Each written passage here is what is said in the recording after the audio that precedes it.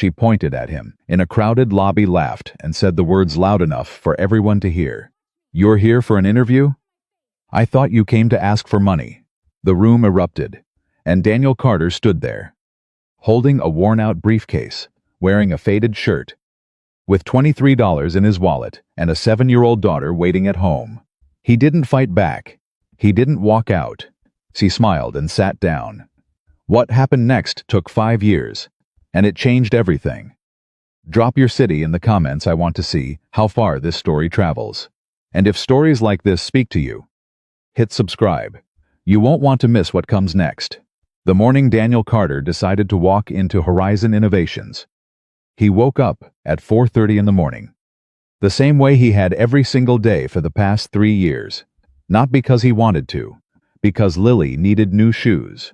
He stood in the bathroom of their apartment, Unit 14B, at the Ridgewood Complex on the east side of Austin, Texas, and stared at the face in the mirror for a long time. There were bags under his eyes that hadn't gone that way since 2019. His jaw was sharp from missing meals.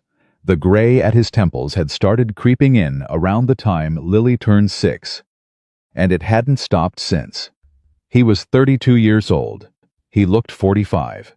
He opened the cabinet beneath the sink and pulled out an ironing board that was held together on one side by duct tape. He'd found it at a garage sale 2 years back for 50 cents. He plugged in the iron, a borrowed one from his neighbor Mrs. Paulson, down the hall and laid out his best shirt. His only good shirt, really. A light blue Oxford button-down that he'd bought at a Goodwill in 2021 for $4.99. He'd worn it to his wife, Sarah's memorial service. He'd worn it to every job interview since. He pressed it with the same care a soldier might give to a dress uniform. Every crease, every collar point, every button line. When he was done, he held it up to the bathroom light and examined it the way a jeweler examines a stone, looking for flaws. Looking for anything that might give someone a reason to dismiss him before he even opened his mouth. There was a small fray at the left cuff. He folded it back just slightly. You wouldn't notice unless you were looking. He wouldn't give them a reason to look. He walked quietly down the short hallway to Lily's room and opened the door a crack. She was still asleep, curled on her side with one arm wrapped around the stuffed elephant she'd named Gerald. The nightlight on her dresser threw a soft orange glow across her face. She was 7 years old. She had her mother's nose. She had Sarah's way of sleeping with her lips slightly parted, like she was about to say something important, and just hadn't gotten around to it yet. Daniel stood there for a moment, longer than he needed to. Then he pulled the door shut without making a sound. Mrs. Paulson, 68 years old, a retired kindergarten teacher, the kind of woman who kept hard candy in a glass dish on her coffee table and always had a pot of coffee ready by 6, was already awake when he knocked. She always was. She said she'd stopped sleeping deeply sometime in her 50s and never got it back. "You look sharp," she said. When she saw him, he smiled. "Don't lie to me, Eunice. I'm not lying." She handed him a travel mug of coffee. "Black. You look like a man who's going somewhere." "Trying to. Lily know you're leaving early?" "She's asleep. I left a note on the fridge. She'll come over here when she wakes up." "Same as always." Mrs. Paulson waved her hand. "Go. Don't worry about her. I always worry about her." "That's because you're a good dad." She pointed down the hallway. "Now go be a good employee too." He took the number 7 bus across town. The bus was crowded at that hour, cleaning crews heading to downtown hotels, nurses finishing night shifts, a group of construction workers with hard hats hanging from their belt loops, half asleep against the windows. Daniel found a seat near the back and held his worn leather briefcase on his lap. It had been his father's. The latches had been repaired twice with hardware store parts. The leather on the handle was cracked and smooth from years of being gripped and re-gripped by calloused hands. Inside that briefcase was everything he had. A resume he'd revised 47 times, knew because he'd numbered the drafts. Draft 47 was the one he finally felt proud of, not because it was flashy, but because it was honest. Every job listed, every skill earned, a 3-year gap that he didn't hide or dress up. He wrote it plainly. Primary caregiver for my daughter following the death of my spouse. No apologies, no framing, just the truth. There was also a letter of recommendation from Robert Haynes, the owner of the computer repair shop where Daniel had worked for 2 years. Robert was 61 and had a bad hip and a good heart. And he'd written 3 full paragraphs about Daniel's character in a letter that was printed on plain white paper with no letterhead because Robert didn't have letterhead. Daniel had read that letter so many times he could recite it from memory. Daniel Carter is the most honest man I have ever employed. He has never once overcharged a customer, never once cut a corner, and never once called in sick when he wasn't. I have watched him rebuild a hard drive with one hand and help a crying elderly woman understand her new laptop with the other. He is the kind of person who makes a business better simply by being in it.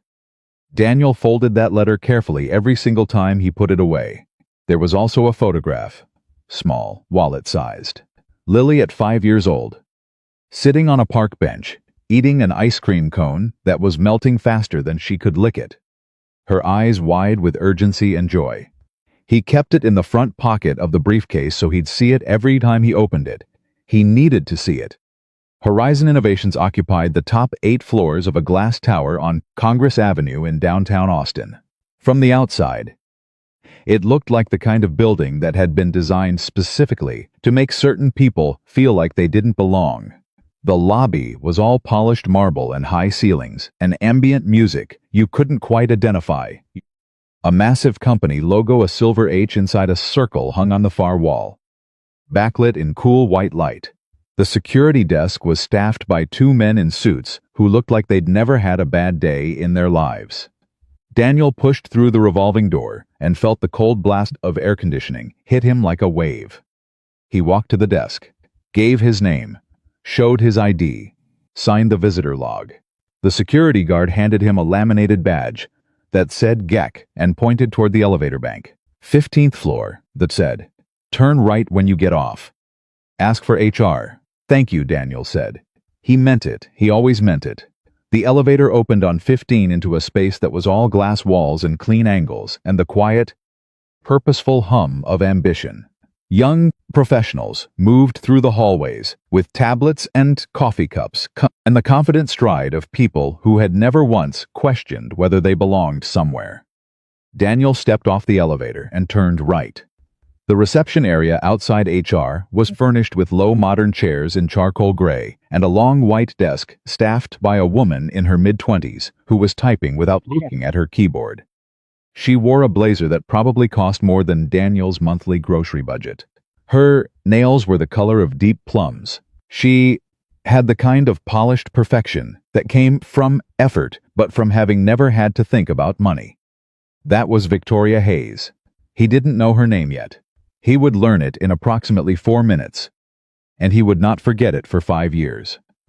"Excuse me," Daniel said, stepping up to the desk. "I have a 10 o'clock interview." Daniel Carter. Victoria looked up from her screen. She looked at him the way certain people look at things that have wandered in from outside, not with cruelty exactly.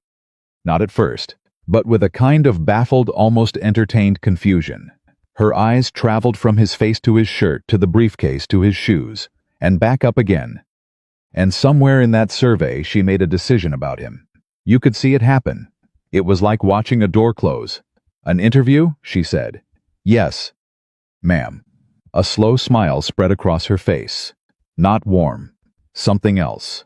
She turned to a colleague, a young man named Brandon, who sat at a desk nearby with his jacket draped over the back of his chair, and said, just loudly enough for the 3 or 4 people in the reception area to hear, "Brandon, look, I think our interviewee is here." She tilted her head toward Daniel. Either that or someone came in from the parking garage by mistake. Brandon looked up, smirked. 2 other employees passing through the area slowed their pace. One of them put a hand over their mouth, not to hide a cough. The sound of quiet laughter spread through the space like a small, cold wave. Daniel felt it, every bit of it. He felt it the way you feel a slap, first the shock, then the heat, then the slow burn of something that sits in your chest and doesn't leave. He stood completely still, his jaw tightened once, just once. And then Victoria Hayes leaned forward on her desk, folded her manicured hands, and said it. "You're here for an interview?" She let the pause hang. "I thought you came to ask for money." The laughter that followed wasn't loud. It didn't need to be. It was the kind of laughter that was designed to reduce a person to take everything they'd prepared, everything they'd built, and cut it down to something small and disposable in front of an audience. Daniel Carter stood there with $23 in his wallet, a faded shirt pressed sharp, a dead woman's memory in his chest, and a little girl at home waiting for him to come back with good news. He breathed. One breath, and then he looked Victoria Hayes directly in the eyes and said, quietly, and without any heat in his voice, "My clothes show where I came from. They don't decide where I'm going." He turned and walked to one of the charcoal gray chairs and sat down. He crossed his ankle over his knee, set the briefcase on his lap, and opened it. He took out his resume. He was ready. The interview itself lasted 40 minutes. The panel was 3 people. A senior HR manager named Carol Wu, a department director named Gerald Park, and a technology analyst named Stephen Marsh. They sat across a long conference table from Daniel and asked him questions in the measured, slightly skeptical way of people who had already interviewed 12 candidates before lunch. Carol started. "Mr. Carter, your resume shows a significant employment gap. 3 years. Can you walk us through that period?" Daniel nodded. He'd answered this question in his head hundreds of times. He answered it now the same way he always did, directly, plainly, without apology. "My wife passed away from ovarian cancer in the spring of 2019. She was 30 years old. We had a daughter who was 4 at the time. I made the decision to be her primary caregiver rather than place her in full-time care while she was still very young and grieving." He paused. "During that period, I also continued developing skills independently. I completed 2 certifications in business process management and 1 in enterprise software systems. I can provide documentation for all 3. No one spoke for a moment. Carol made a note. Gerald Park leaned forward. "You're applying for a mid-level operations coordinator role. Your background is in computer repair. That's a significant jump. Why do you think you're qualified for this position?" "Because the job description isn't actually about computers," Daniel said. "It's about systems, how people and processes and resources connect to each other. That's what I've been doing for the last 5 years in a small shop with limited resources and no margin for error. When you can't afford to waste anything, you learn to see systems very clearly." Park studied him. "Give me an example." "When I started at Riverside Tech Repair, the shop was losing about $3,000 a month on parts inventory, things being ordered that weren't being used, things being used that weren't being tracked. In 60 days, I restructured the inventory system and cut that loss to under 400. No new software, no new staff, just better process architecture." Stephen Marsh looked up from his notepad. "You did that without a formal systems background?" "I did it because I couldn't afford not to," Daniel said. "When the person who owns the problem is also the person who has to live with the consequences, you find solutions." Marsh wrote something down. The 40 minutes passed like a conversation between equals. Daniel answered every question. He didn't oversell. He didn't perform. He simply told the truth, which, in that particular room, felt almost radical. At the end, Carol shook his hand. "Thank you for coming in, Mr. Carter. We'll be in touch within 2 weeks." "Thank you for the opportunity," Daniel said. He meant that too. On the way out, he passed through the reception area again. Victoria was at her desk. She looked up when she heard the elevator. When she saw it was him, something shifted in her expression. He couldn't tell if it was embarrassment or amusement or something else entirely. "Get what you were looking for," she said. "I had a good interview," Daniel said. She tilted her head, and the small, sharp smile came back. "Well, don't get your hopes up. We see a lot of candidates." Daniel stopped. He turned to face her fully. He looked at her for a moment, not with anger, not with hurt, just with the kind of steadiness that comes from having survived things that would break most people, and he said, "I appreciate the advice." Then he pressed the elevator button. The doors opened. He stepped inside, and as the doors slid shut and the lobby disappeared from view, Daniel Carter let out a long, slow breath, leaned back against the wall of the elevator, and closed his eyes. Not today, he thought, but one day. He took the number 7 bus back across town. He didn't think about Victor Hayes on the way home. He'd already put her in a file in his mind, a file labeled People Who See Surfaces, and closed it. He'd met people like her before. He'd meet them again. What they thought of him didn't change what he knew about himself. What he thought about on the bus ride home was Lily. He thought about her shoes. The left sneaker had a crack along the sole that she'd been showing him for 2 weeks, trying not to make a big deal of it because she'd noticed that he was stressed. She was 7 years old and already monitoring his emotional state so she wouldn't add to his burden. That thought sat in his chest like a stone.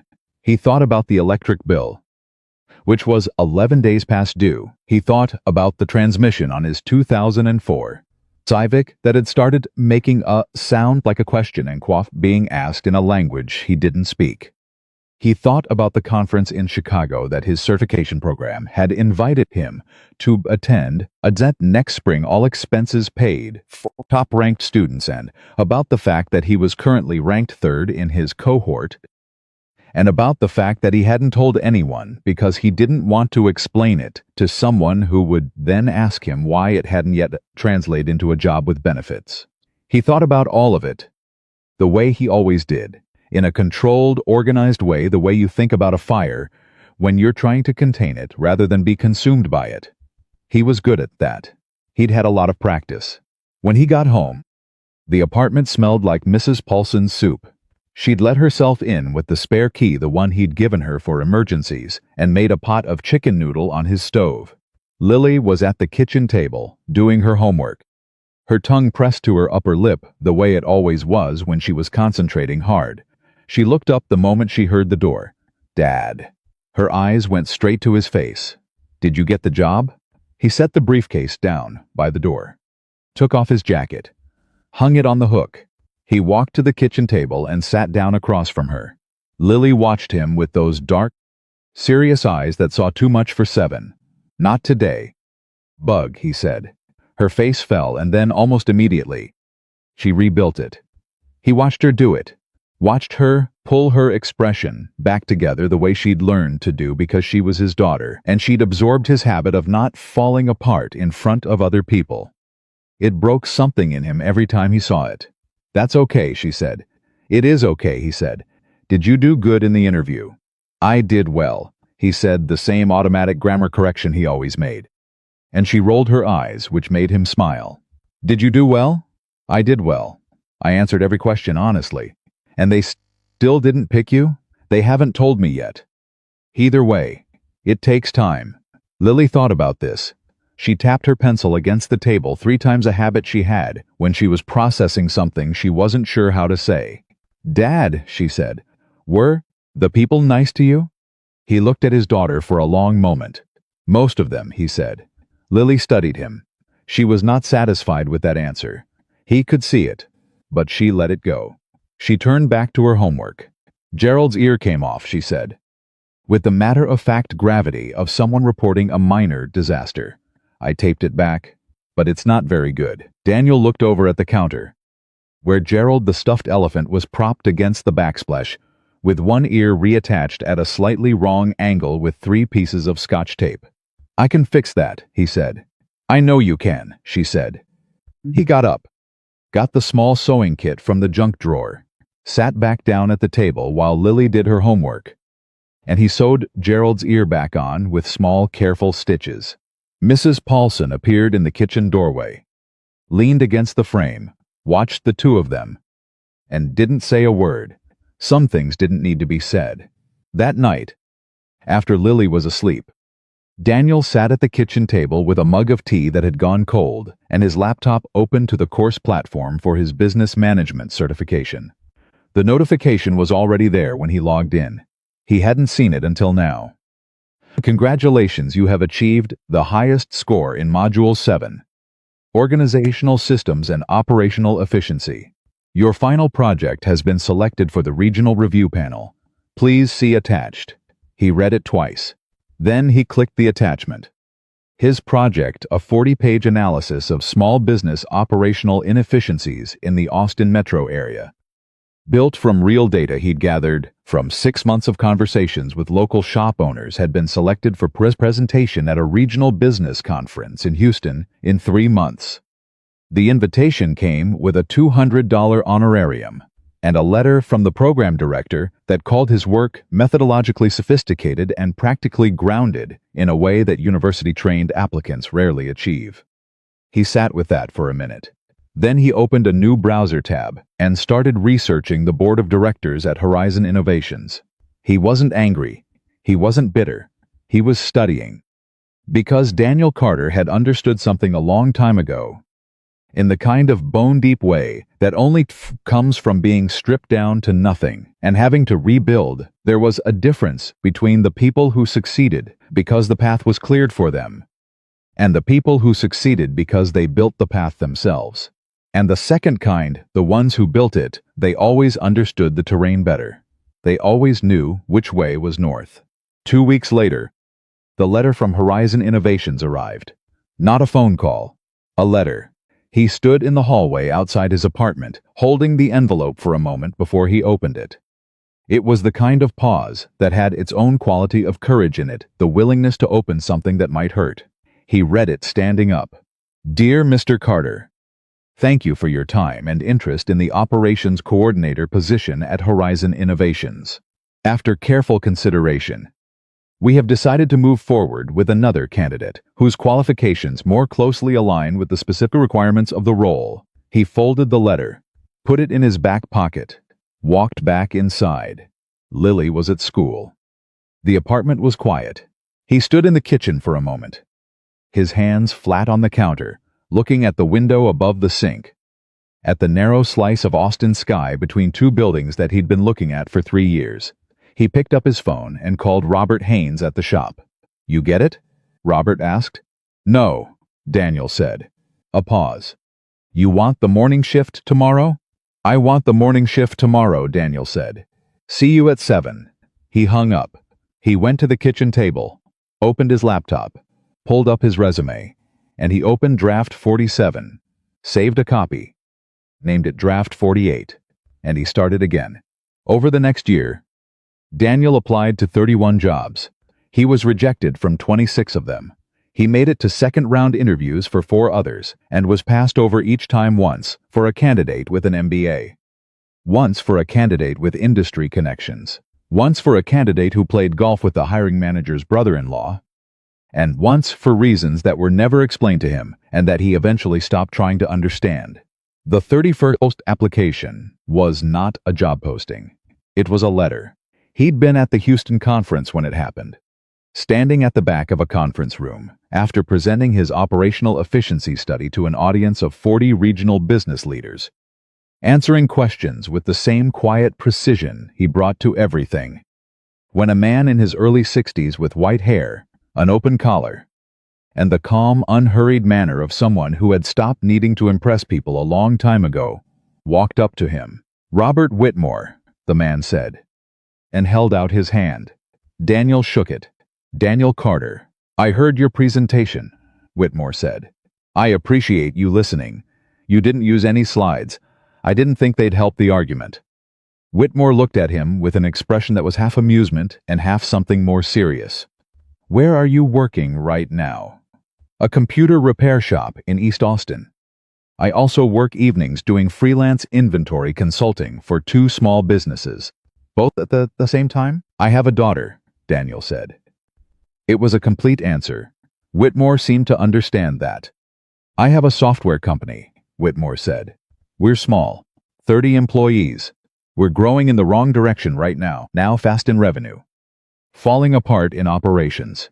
I've been looking for someone who understands systems and people both. He studied Daniel for a moment. What do you want? Actually want. Not what you think I want to hear. Daniel thought about Lily's taped-up sneaker, about the electric bill, about the number 7 bus, and the iron shirt and the 48 drafts of his resume. I want to build something that lasts, he said, and I want to be paid fairly for the work of building it. Whitmore smiled slowly. Come have coffee with me tomorrow morning. I have a shift at 7. After your shift, then. 11:30, Daniel said. 11:30, Whitmore agreed. They shook hands again, and Daniel Carter walked back through the conference room to get his briefcase. And he passed a window that looked out over the Houston's skyline in the late afternoon light. And he didn't stop to look at it. He had a bus to catch, but something in him felt, for the first time in a long time, like the ground was beginning to slope upward. Not downward, not sideways. Upward. He called Mrs. Paulson from the bus station. How'd the presentation go? She asked. Fine, he said. I met someone who might have work. What kind of work? Real work, he said, a pause. Daniel. I know, he said. I know. He could hear her smiling through the phone. He looked out the window of the bus at the highway lights stretching south toward Austin. And he thought about Draft 48, and about Gerald the elephant with his carefully sewn ear, and about Lily asleep right now in the apartment with the orange nightlight. Her lips parted like she was about to say something important. He pressed his hand flat against the window glass. I'm coming. Bug. Give me a little more time. He didn't know it yet, but the time he needed was already running out for the people who had laughed at him. And it would take exactly 5 years for the world to understand what he had always known about himself. The coffee at the diner on Lamar Boulevard was bad. Not terrible, just the kind of coffee that told you exactly where you were in life. Thin, slightly bitter, served in a mug with a chip on the handle. Daniel didn't mind. He'd been drinking bad coffee for years. It kept him honest. Robert Whitmore sat across from him in a corner booth, both hands wrapped around his own mug. And he didn't open with small talk. That was the first thing Daniel noticed about him. Most people filled silence with noise. Whitmore sat in it like he owned it. Tell me about the worst professional mistake you've ever made, Whitmore said. Daniel blinked. He'd expected salary questions. Maybe a personality assessment. Not that. I underestimated how long it would take to change a system that people were emotionally attached to, Daniel said. At the shop, I redesigned the parts ordering process. I was right about the numbers. I was wrong about the people. 2 of the techs had been doing it the old way for 8 years. They didn't fight me openly. They just worked around my new system until it fell apart. What did you do? Started over. But this time I sat down with both of them first. Asked them what they'd change if they were me. Turned out they had better ideas than I did on 2 of the 3 problems. The system we ended up with was better than anything I would have designed alone. Whitmore nodded slowly. How long did the second version last? Still running, Daniel said. That was 14 months ago. Whitmore set his mug down. I've had 3 operations managers in 4 years. All of them came from bigger companies. All of them had better resumes than you. He paused. None of them lasted 8 months. What happened to them? They managed the spreadsheet. They forgot about the people holding the pencils. Whitmore looked at him steadily. I don't need someone who's good at the spreadsheet. I can hire that. I need someone who understands that a business is made of people first and systems second. In that order. I understand that, Daniel said. I know you do. I watched you for 40 minutes yesterday. You talked to the audio technician before you gave your presentation. You thanked the woman who set up the chairs. You held the door for the last 3 people who came in late instead of starting without them. Whitmore tilted his head. You weren't performing. That's just what you do. Daniel said nothing. I'm going to offer you a position, Whitmore said. Operations manager at Whitmore Systems. The salary is lower than what you probably want. The hours are more than what any reasonable person would accept. And you'll inherit a team that has lost confidence in leadership and isn't sure they want it back. He leaned forward. I'm not offering you a comfortable job. I'm offering you a real one. Daniel thought about Draft 48. He thought about the number 7 bus. He thought about Lily's sneaker with the cracked sole. When do I start? He said. Whitmore smiled. Not a big smile, a real one. Monday, he said. It's Thursday. I know, Whitmore said. Get some sleep. Daniel drank the rest of his bad coffee. It tasted like the beginning of something. He just didn't know what yet. The Monday he walked into Whitmore Systems, he was 20 minutes early. The office was a converted warehouse space in a quiet industrial neighborhood in North Austin, 3,000 square feet of open-plan desks, exposed ductwork, and the particular kind of organized chaos that told you a company had been growing faster than its infrastructure. Cables zip-tied to things that cables shouldn't be zip-tied to. Whiteboards covered in diagrams that no one had erased in months. A printer in the corner with a handwritten sign taped to it that said, "Please don't kick it, it's doing its best." There were 28 employees at Whitmore Systems when Daniel arrived. By the time he'd been there 2 weeks, he knew all 28 of them by name, first and last. He knew who had kids and who didn't. He knew who ate lunch at their desk and who needed to get out of the building for 20 minutes or they'd lose their minds. He knew who was silently carrying the weight of 3 people's jobs because the company hadn't hired fast enough to keep pace with growth. He didn't announce any of this. He just learned it. And then he started fixing things. Not loudly. Not with a manifesto or a presentation or a mandatory all-hands meeting where he promised to transform the culture.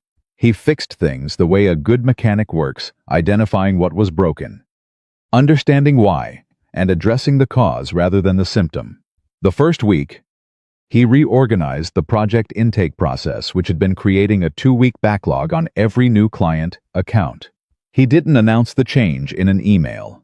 He sat down with the 3 people who worked intake, asked them to walk him through their current process, step by step, listened for 40 minutes without interrupting, and then asked one question. What's the one thing that slows you down more than anything else? All 3 of them answered the same way, waiting for approvals that nobody tracks. 4 days later, the approval bottleneck was gone. The backlog cleared in 11 days. He didn't send a company-wide email about it. He didn't put it in a report. He just moved on to the next problem. 2 of the intake staff, a woman named Priya and a guy named Marcus who'd been at the company since almost the beginning, started following him with their eyes when he walked through the office. Not suspiciously. The opposite of suspiciously. Like people who'd been working in a room with a broken ceiling fan for so long they'd forgotten it was broken. And someone had just quietly fixed it, and now they were standing in the cool air, trying to figure out what had changed. At the end of his second week, Marcus stopped by his desk. "Hey," Marcus said. "The intake thing. That was you?" "It was the 3 of you." "Mostly," Daniel said. "You already knew what the problem was." Marcus stood there for a second. "We told the last 2 ops managers the same thing." "What did they do?" "One of them said he'd look into it. The other one scheduled a meeting about it. We had the meeting. Then we had a follow-up meeting. Then we just stopped bringing it up." Daniel nodded. He'd heard this story in different forms at every job he'd ever had. "I don't do meetings about things I can fix in a hallway," Daniel said. Marcus looked at him for a moment. "Where'd you come from?" "Man, East Austin," Daniel said. "Computer repair shop." Marcus stared at him. "No MBA," Marcus said. "No MBA. Whitmore hired you out of a computer repair shop." "He hired me because I know how to listen," Daniel said. The computer repair thing was just the job that was available. Marcus shook his head slowly. "The way people do when something doesn't compute, but they've decided to accept it anyway." "All right," Marcus said. "Well, good." He walked away. Daniel turned back to his screen. He was already looking at the next problem. That was the rhythm of those first months at Whitmore Systems. Daniel moved through the company like water, finding its level, not forcing anything. Not announcing anything, just finding the low points and filling them. He fixed the billing discrepancy that had been quietly costing the company $2,000 a month in missed invoices. He restructured the onboarding process so that new hires weren't burning out in the first 60 days from lack of support.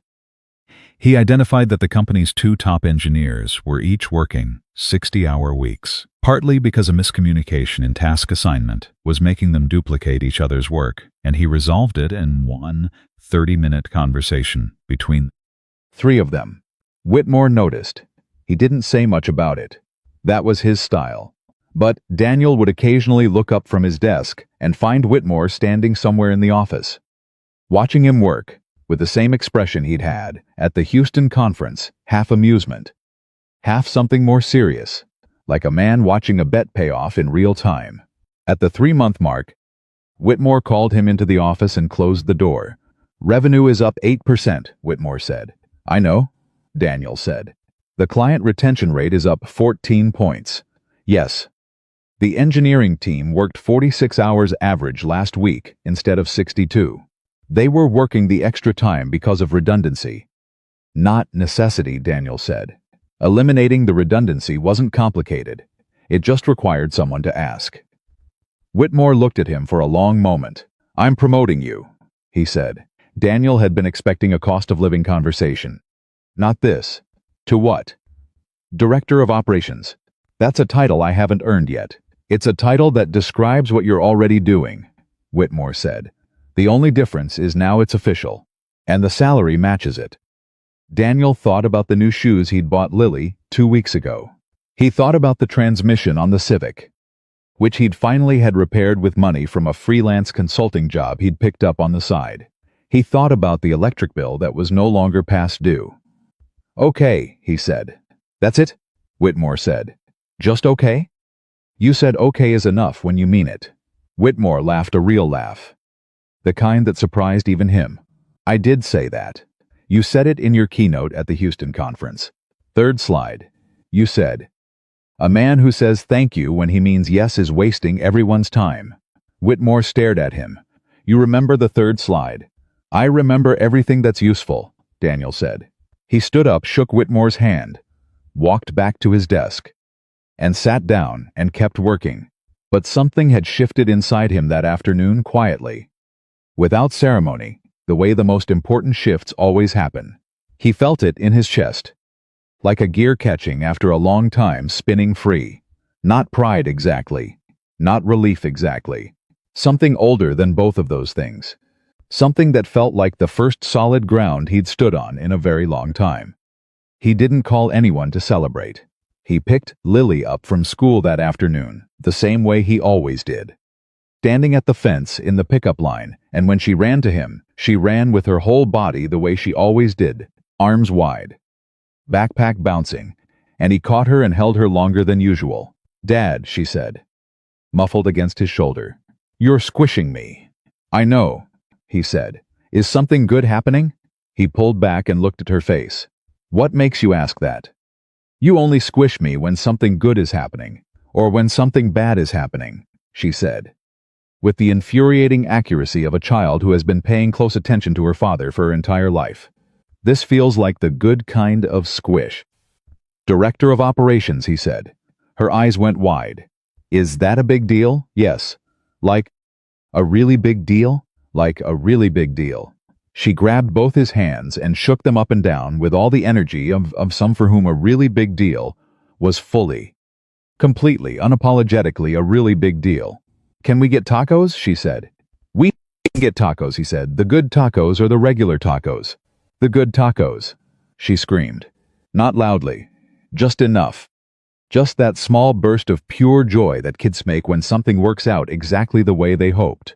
A woman 2 spots over in the pickup line looked over at them and smiled. Daniel smiled back. It was the best afternoon he'd had in years. And the year that followed was the hardest he'd ever worked. Director of Operations at Whitmore Systems turned out to be something between a title and a warning.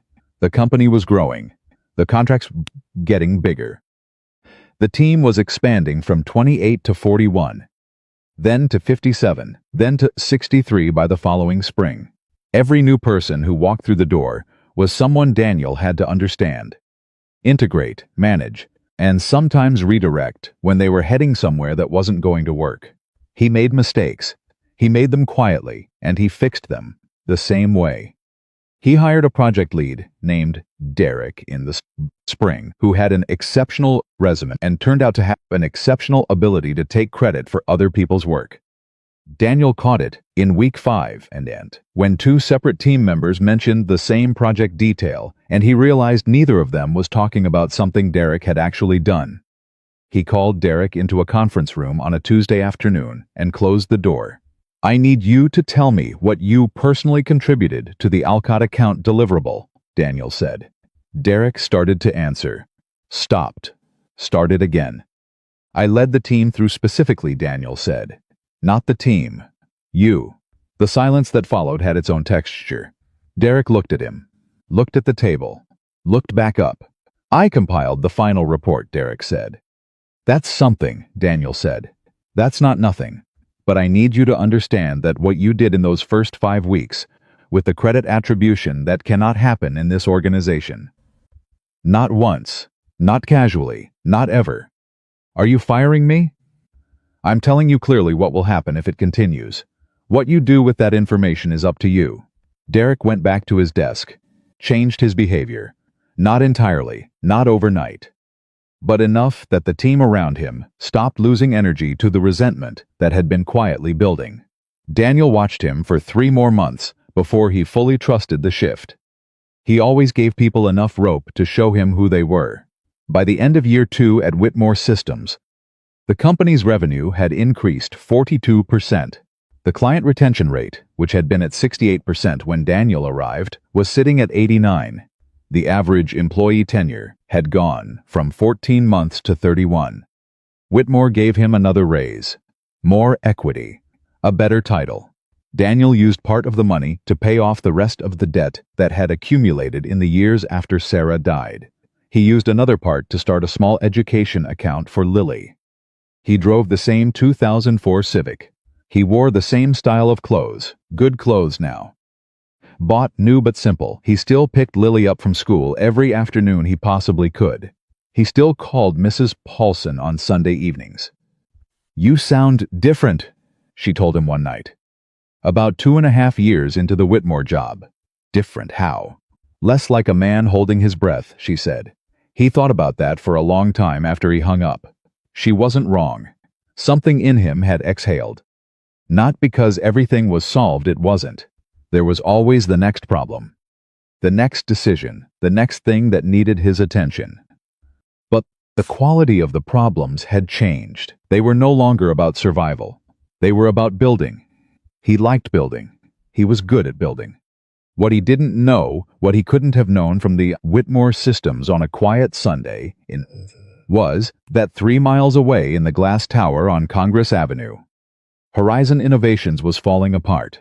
It started with a lawsuit.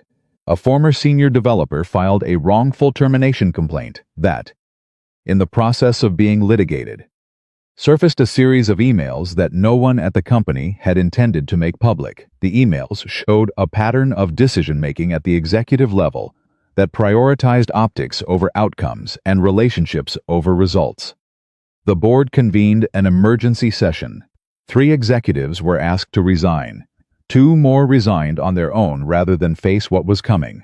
The company lost 11% of its key accounts in 6 weeks.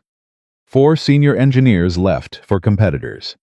The stock price Horizon had gone public 2 years earlier, dropped 38%. The board hired an interim CEO who lasted 90 days and left, with a carefully worded statement about pursuing other opportunities. Inside the building, the atmosphere was something between a funeral and a slow emergency. People came to work. They did their jobs. But there was a quality of hollowness to it, a sense that no one at the top fully understood what was happening or what to do about it, and that the people who did understand it were not the ones being consulted. Victoria Hayes watched all of it from her desk at executive reception. She had been promoted twice in the 5 years since she'd mocked a man in a faded shirt. She was now Senior Executive Coordinator, a title that meant she managed the schedules and communications of 3 C-suite executives, and that she knew more about what was happening in the company at any given moment than most people with corner offices. She was good at her job. She had always been good at her job. What she was less good at was seeing what her job had cost her. Over 5 years, she had made herself indispensable to powerful people, and in doing so, she had learned to see the world the way powerful people saw it, through the lens of leverage, through the calculation of who was useful and who was not, through the quiet, constant performance of belonging to the right tier. She had been Victoria Hayes, Senior Executive Coordinator, For so long that she had almost stopped noticing how she'd gotten there. Almost stopped noticing the small choices that had calcified into habits. The colleague she'd cut off in a meeting because his idea was good and she needed the credit. The assistant she'd spoken to, like furniture, because he was temporary staff. The man in the faded shirt she'd humiliated in front of a reception area full of people. Because it had made the people around her laugh, and making the people around her laugh made her feel like she was one of them. Almost stopped noticing. Almost. There were nights, not often, but they existed when she sat in her car in the parking garage after a long day and thought about things she would have preferred not to think about. Small moments, sharp edges, the look on a face before a door closed. The way a person could be reduced to a punchline in front of an audience and still somehow hold themselves together. She pushed those moments away when they came, but they kept coming back. And then, on a Wednesday afternoon in late October, the board of Horizon Innovations made an announcement. They had found their new CEO. The email came at 4:17 p.m. Victoria saw it on her phone before it loaded on her desktop. She read the subject line and stopped. She read it again. She clicked it open. The name was there in the second paragraph. 3 words, Daniel Carter. She read the paragraph once. Read it again. Read the name a third time. As if repetition might change what it said. Her phone buzzed. A colleague down the hall texted her a single question mark. Someone across the office said the name out loud, not to her. Just into the general air of the space, and she heard it like a sound from a dream she wasn't sure she'd actually had. She set her phone down on her desk, and she thought about a man in a faded shirt carrying a worn-out briefcase. She thought about the way he'd looked at her, not with anger, not with hurt, just with a steadiness that she hadn't known what to do with, because she'd never seen it before. Not in someone she'd just tried to make small. Not in someone who had every reason to be angry and had chosen something else instead. She had said something to him. She had said it in front of people. She had laughed at the right moments and made the right faces and performed the cruelty with the ease of someone who'd done it before and expected to keep getting away with it. And he had said, "My clothes show where I came from. They don't decide where I'm going." She had filed that away as a consolation line. The thing people said when they had nothing else. She understood now that she had been catastrophically wrong about what that sentence meant. Her phone buzzed again. Another colleague. Then another. The office was waking up around her. People processing the announcement in real time. Voices bouncing off the glass walls. She sat completely still in the middle of all of it. And for the first time in a very long time, Victoria Hayes did not know what to do next. She would have to figure it out. Because in 48 hours, Daniel Carter was walking through the front door of Horizon Innovations. And this time, he wouldn't be there for an interview. He would be the one deciding who stayed. Daniel got the call from Horizon's board chair, a man named Gerald Finch, on a Tuesday morning in early October, 6 weeks before the announcement. He was at his desk at Whitmore Systems, working through a staffing plan for the company's expansion into a third market. He almost didn't pick up the unknown number. He picked it up because Robert Whitmore had taught him not to miss calls from people he hadn't met yet. "Is this Daniel Carter?" The voice said. "It is." "Gerald Finch, chair of the board at Horizon Innovations. I'd like to have a conversation with you, if you have time in the next few days." Daniel was quiet for exactly 3 seconds. "I know the name," he said. "I expect you do. Can I ask how you found me?" "Your name came up 3 times in the last 2 months, Finch said. "Once from a client of Whitmore's who said you'd turned their partnership experience around completely. Once from a business conference speaker who cited your Houston presentation in a keynote. And once from Robert Whitmore himself, who called you, and I'm quoting, the best operational mind I've worked with in 40 years of building companies." Daniel said nothing to that. There wasn't much to say. "We're in a difficult position," Finch said. "I don't think it's a secret. I'm sure you've followed the news. Some of it. We need someone who knows how to rebuild an organization from the inside. Not just restructure the org chart. Not just manage the optics. Actually rebuild the culture and the confidence of the people in it." A pause. "I've done enough research to believe you might be that person." But I'd rather have a conversation than make an assumption. Daniel looked at his desk, at the staffing plan on his screen, at the framed photo of Lily, age 9, now that sat at the corner of his monitor, at the city outside the window that he'd been navigating, block by block for years. What address, he said. He met Finch for lunch 2 days later. The conversation lasted 3 hours.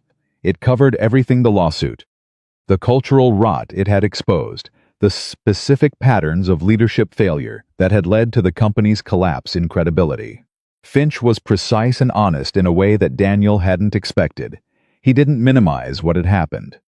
He didn't blame the people who'd left or the clients who'd walked away. He said, plainly, that the company had built a culture that rewarded the performance of success over the reality of it, and that it had taken a public disaster to make that visible. I need someone who's built things from nothing, Finch said. Not someone who's managed something that was already built. You're aware of my background, Daniel said, thoroughly. Then you know I've never led a company this size. I know you've never had this title, Finch said. That's different. Daniel looked at him steadily. What's the board's timeline? We need a decision in 3 weeks. We'd like to announce within 30 days. And the people currently in the building? The ones who survived the exits. What about them? Are they on the table? My decisions about structure and personnel? Finch didn't hesitate. Full authority. Daniel nodded slowly. He took the 3 weeks. He used every day of them. He read every piece of public reporting on the lawsuit and what it had revealed. He talked to 3 former Horizon employees, through mutual contacts off the record. Carefully, with the kind of discretion that made people willing to be honest with you. He mapped the internal structure of the company from what he could piece together publicly and built a picture of where the fractures were. And then, on the last day of the 3rd week, he called Gerald Finch. I'll do it, he said. Good, Finch said. 2 conditions. Name them. I choose my own leadership team. I don't inherit the existing structure wholesale. Done. And the announcement goes out to employees before it goes to the press. Finch paused. Just briefly. That's not standard procedure. I know, Daniel said. That's why I'm asking for it. The people still in that building have been through enough of finding out the important things last. It needs to start differently. A longer pause. Done, Finch said. Daniel hung up. He sat at the kitchen table for a minute. Then he walked down the hall. Opened Lily's door, a crack she was doing homework. Lying on her stomach on her bed, her feet kicked up behind her and knocked twice on the doorframe. She looked up. Read his faces immediately. The way she always did. Dad, she said. What happened? Remember the company I interviewed at when you were 7? She sat up slowly. The one that rejected you. They've offered me the job again. Lily blinked. The same job? A different job, like bigger? Yeah, he said. Like bigger. She stared at him for a full 5 seconds. Then she said, with 12-year-old precision, does the lady who was mean to you still work there? Daniel held her gaze. I don't know yet, he said. He did know. He just didn't think it was the right moment to say it. Lily looked at him with those eyes that saw too much. You should be nice to her anyway, she said. He smiled. Where did you learn that? From you, she said. Like it was obvious. He pulled the door closed. And the next morning, he put on a simple, well-fitted suit. Not expensive. Not flashy. Just clean and sharp and honest. He picked up his briefcase. Not his father's old one. A newer one, good leather. Solid latches. He'd bought it 2 years ago with his first real bonus. He took the elevator to the lobby of the glass tower on Congress Avenue. He pushed through the revolving door. He felt the cold blast of air conditioning. He signed the visitor log. Only this time, the security guard handed him a badge that didn't say guest. This time it said, Daniel Carter, CEO. He walked toward the elevator bank, and somewhere above him, on the 15th floor, at a long white desk, Victoria Hayes was about to look up from her screen. The elevator opened on 15, and the sound hit him first. Not chaos, not commotion. Something quieter and more unsettling than either of those things, the sound of a room full of people pretending to work while actually watching the door. Keyboards clicking at the wrong rhythm. chairs shifting. Voices that stopped just a half second too quickly when he stepped off. Daniel walked out of the elevator and turned right. He'd walked this exact hallway once before, 5 years, 3 months, and 11 days ago. He knew the count not because he'd been nursing the wound, but because he was the kind of man who remembered distances.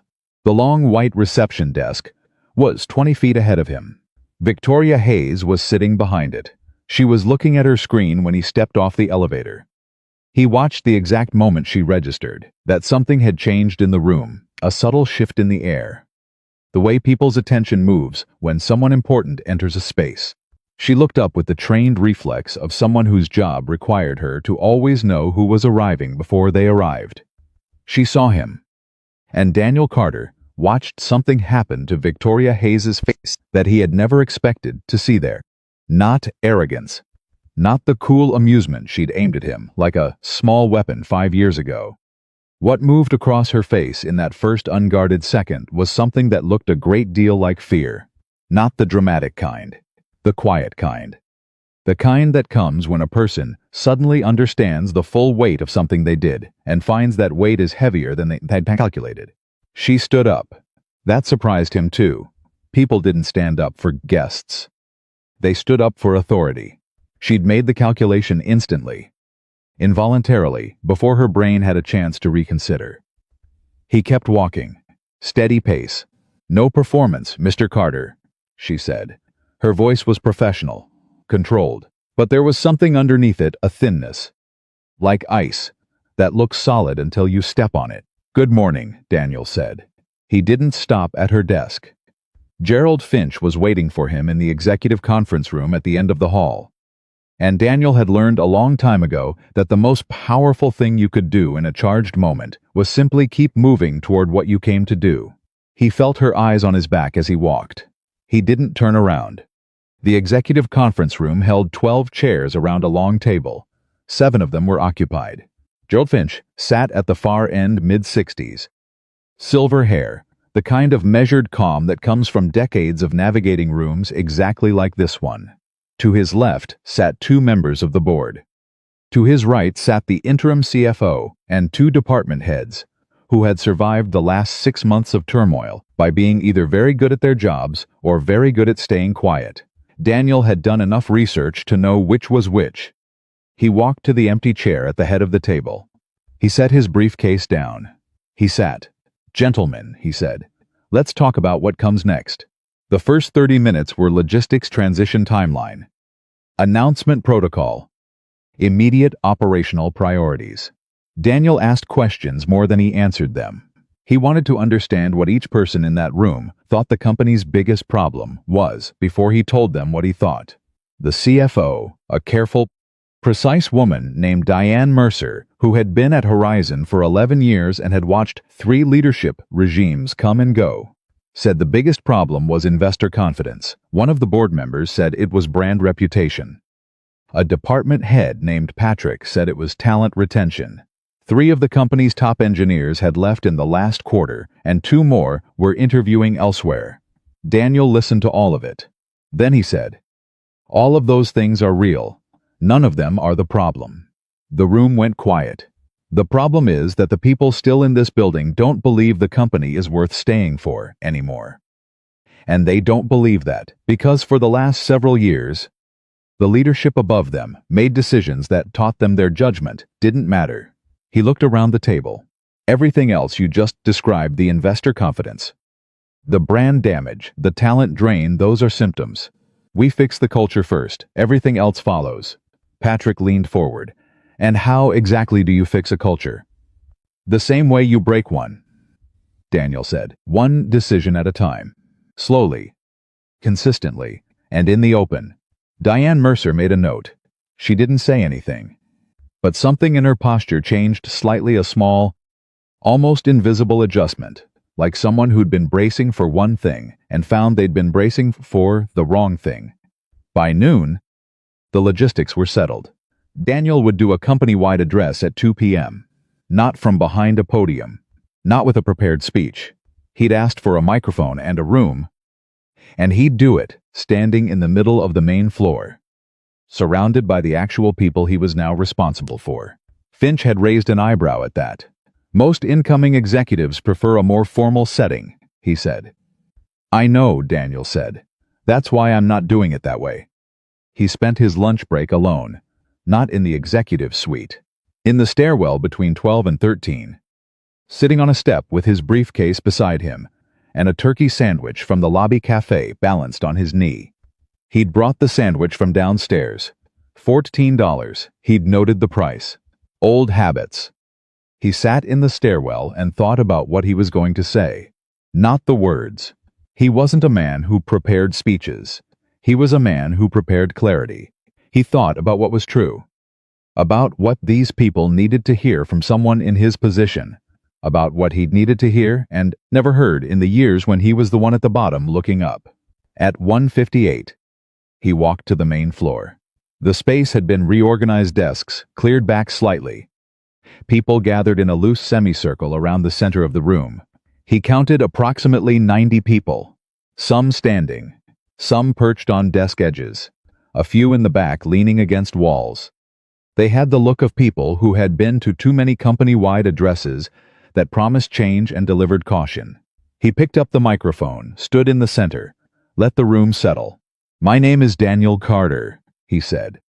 A lot of you already know that from the announcement this morning. What you might not know, what I want to tell you directly before anything else, is that I'm not going to stand here and tell you things are going to be fine. I don't know if they are. What I can tell you is that everything I do in this building from this moment forward will be honest. If I don't know something, I'll say so. If I make a mistake, I'll own it.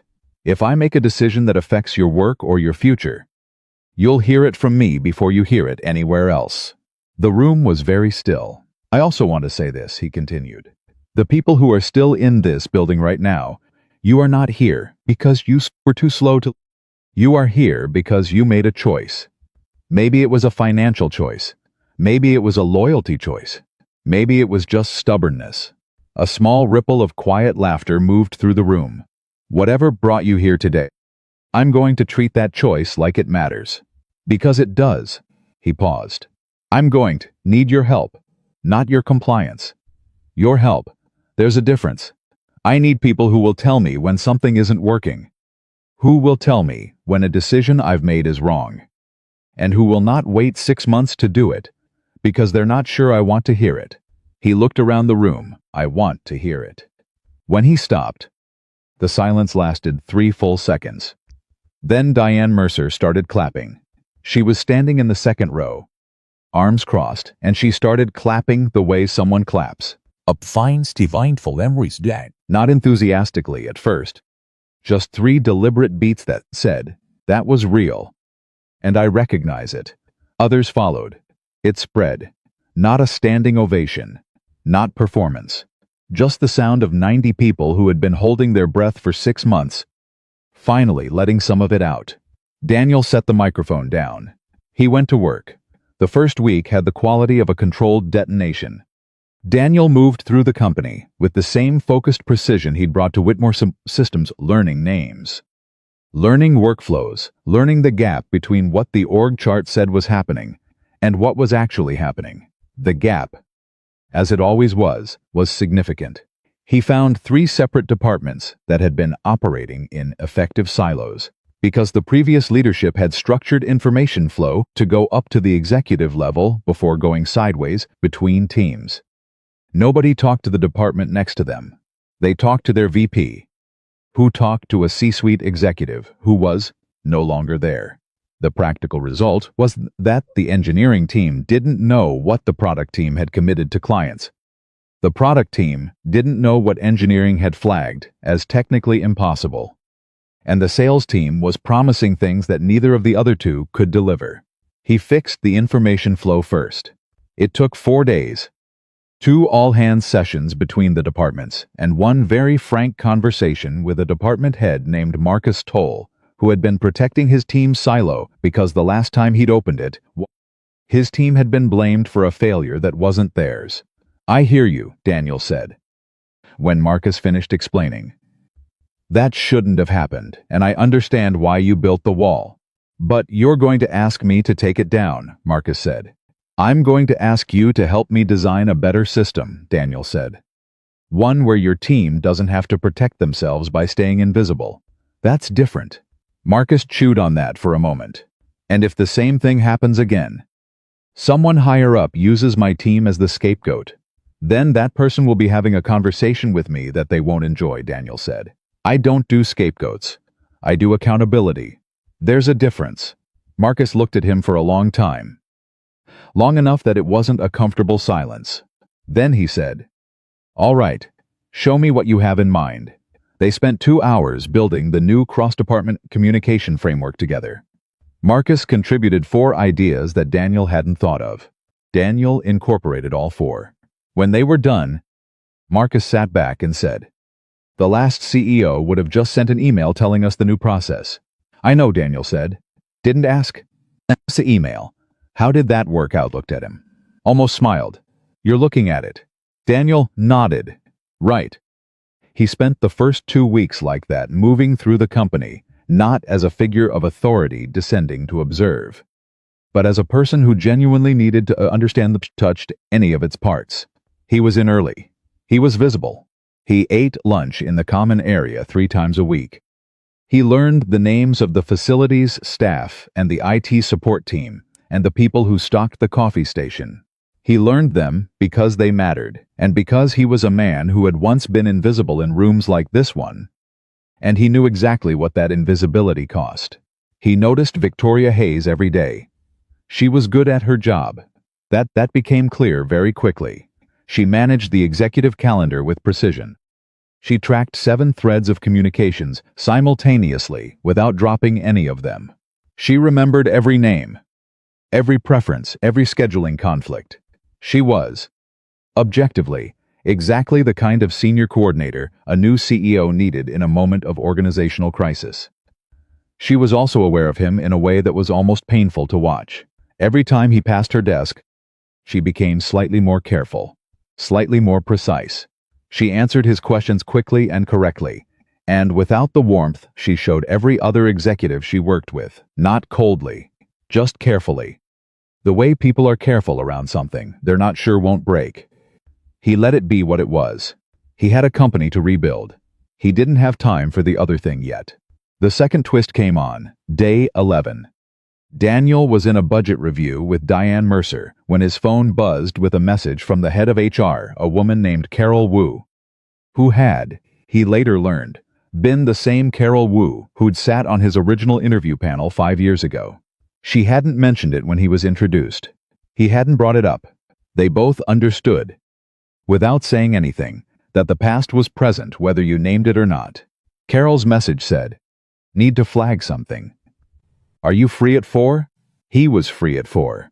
She came to his office and sat down and put a personnel file on the desk between them. "There's a pattern," she said, without preamble. She'd learned quickly that Daniel didn't need preamble. 3 employees in the last 18 months have filed informal complaints, not formal HR complaints. The kind that go in a file, but the kind where someone comes to my office and talks and asks me to just listen about the same dynamic. A senior person in the organization, using access to information to position themselves advantageously at other people's expense. Daniel looked at the file without opening it. Who's the senior person? Carol held his gaze. "Before I answer that, I want you to know that I verified each of the 3 accounts independently. I also want you to say on record that you asked me." "I asked you," Daniel said. She opened the file and turned it to face him. He read the name at the top. He didn't react. Not visibly. He was very good at not reacting visibly. It was a skill he'd developed over years of receiving information that hurt and having to keep fighting. But something moved through him. Something complicated and layered, not satisfaction. Not vindication. Not the thing he might have felt 5 years ago, if you'd told him this moment was coming. Something more like exhaustion.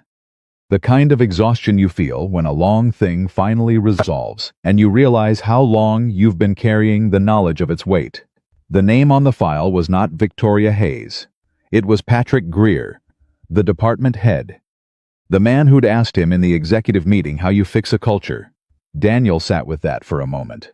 How long has this been going on, he said. The pattern, as far as I can reconstruct it, goes back about 3 years. He had a relationship with 2 of the previous executives that gave him access to information that he used selectively, not overtly, subtly. The kind of thing that's hard to prove and easy to dismiss. But you didn't dismiss it. I had 3 people sit in that chair and tell me the same story independently, Carol said. I don't dismiss that. Daniel nodded. He looked at the file for another moment. Then he closed it. I'll need a week, he said. Don't close it. Don't escalate it yet. I want to watch him for a week with this information in mind before I decide on a course of action. You could move faster, Carol said. Not pushing, just noting. I could, Daniel said.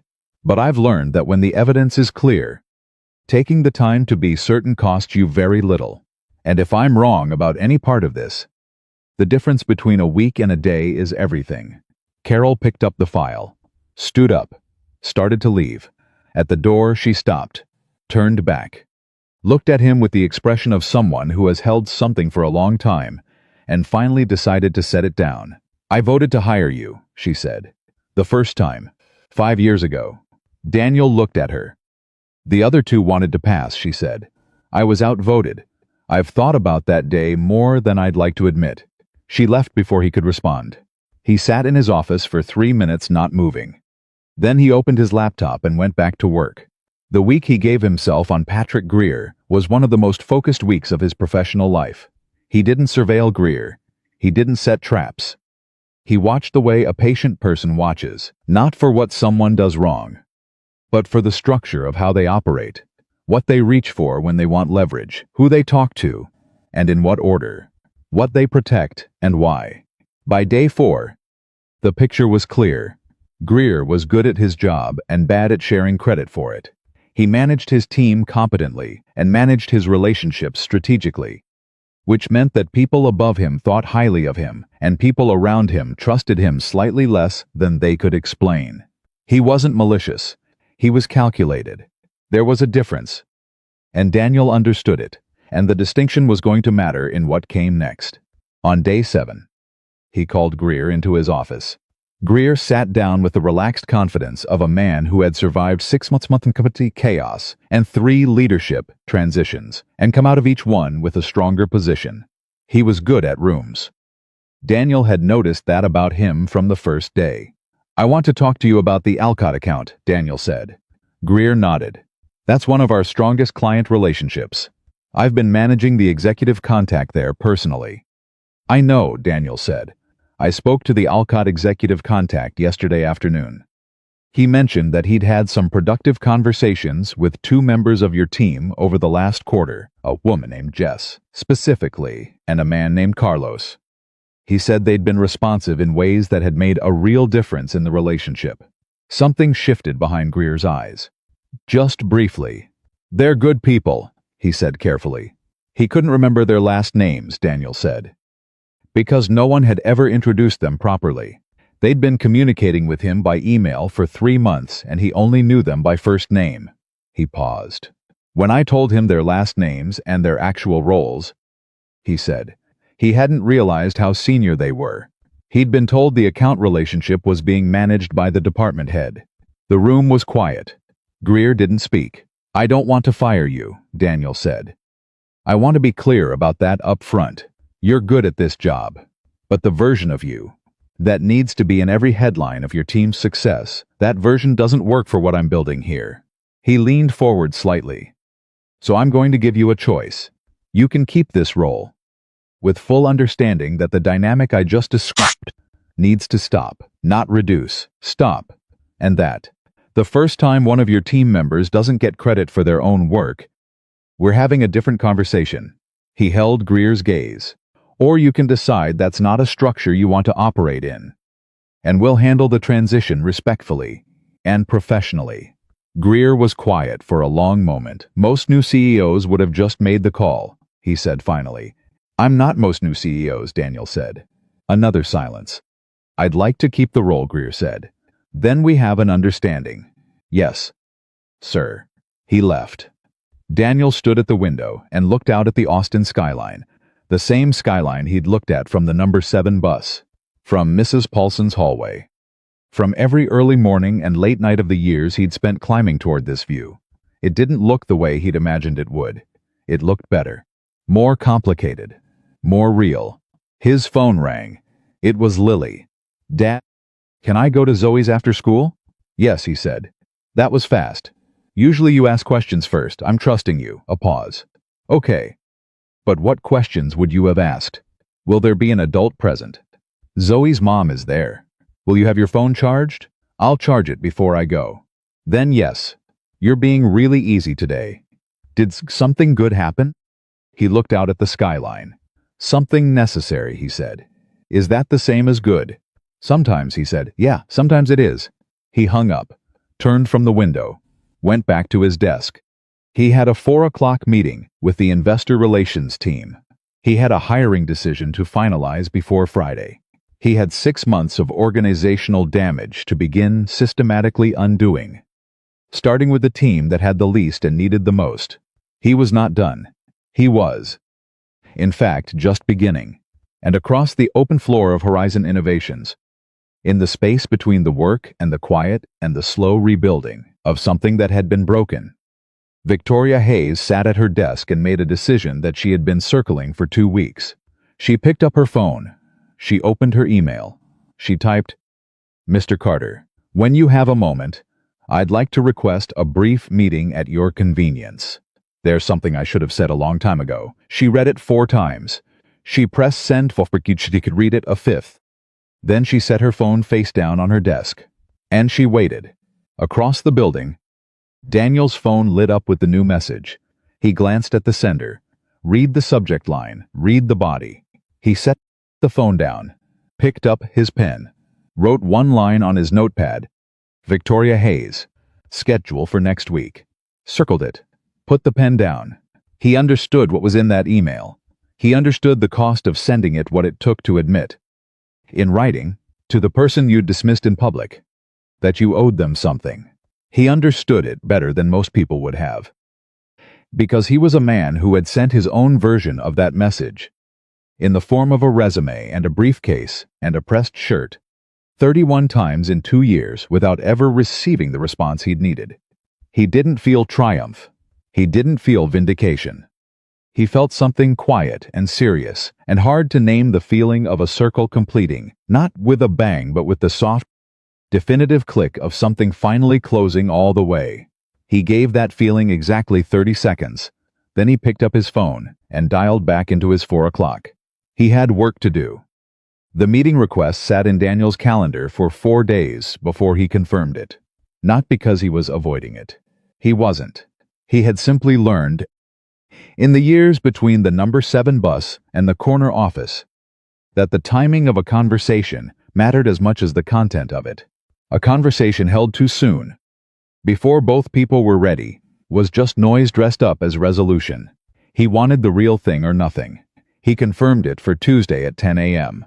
30 minutes blocked. His assistant, a sharp, efficient young man named Kevin, who had been at the company for 2 years and had the rare quality of being exactly as competent as he presented himself, sent the calendar invite without asking questions. Kevin was good at reading when Daniel needed a room cleared and when he needed a witness. For this one, he'd asked for the room cleared. Victoria arrived 2 minutes early. He heard Kevin greet her in the outer office, the quiet, professional exchange of 2 people who worked near each other without quite being friends. Then a knock on his door. 2 beats. "Come in," Daniel said. She opened the door and walked to the chair across from his desk and sat down. She was composed. Professionally. Perfectly composed. The kind composed that cost something to maintain. He looked at her the same way he'd looked at everyone he'd sat across from in this office, directly, without performance. Without trying to make the other person feel anything in particular, before they'd had a chance to speak. "You asked for the meeting," he said. Not unkindly, just factually. "I did," she said. A brief silence. "Then I'll let you start," he said. Victoria Hayes had rehearsed this moment. He could tell. Not because she was stiff, she was a good enough professional to cover stiffness, but because there was a slight quality of someone pressing through a prepared thing. She'd decided what she was going to say, and she was going to say it. And the difficulty was not the words themselves, but everything behind them. "When you came in for your interview 5 years ago," she said, "I made a comment in front of several colleagues. More than a comment. I made a public joke at your expense. About your appearance. About why you might be there." She held his gaze. It was cruel. It was unprofessional. And it was the kind of thing that I would have been mortified to have done to someone I considered my equal. She paused on that last word. "Let it sit," which is exactly the problem. I didn't consider you my equal, and I should have. And I want to say I'm sorry. Daniel looked at her. She wasn't finished. "I've thought about that day a lot since the announcement," she said. "I've also thought about it before the announcement. If I'm honest, it's the kind of thing that comes back to you at the wrong hours. Not because I was afraid of consequences. Or at least not only that, but because the person you were that day, the way you responded to what I said, it showed a kind of character that I didn't have the framework to recognize at the time." She stopped, took a breath. "I recognized it later. I just didn't know who to say that to." The office was very quiet. Daniel had thought about this moment. Not obsessively. Not with the hot energy of grievance. But in the measured way, he thought about everything what was true. What mattered. What was worth saying out loud. "Can I ask you something?" he said. "Yes. What do you think would have happened if I'd gotten that job 5 years ago?" She blinked. She hadn't expected that question. I don't know," she said. "I do," Daniel said. "I would have come in at a mid-level coordination role in a company that was already building the culture that eventually broke it. I would have been one more competent person in an organization that rewarded the performance of success over the substance of it. And I don't know if I would have had enough solid ground to stand on to push back against that. I hadn't built enough yet." Victoria was quiet. "I'm not saying what you did was acceptable," he said. "It wasn't.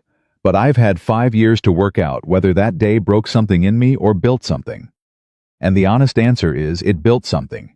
Not because of the humiliation, but because of what I chose to do after it." He looked at her steadily. "Your apology is accepted. Genuinely. Not as a professional courtesy.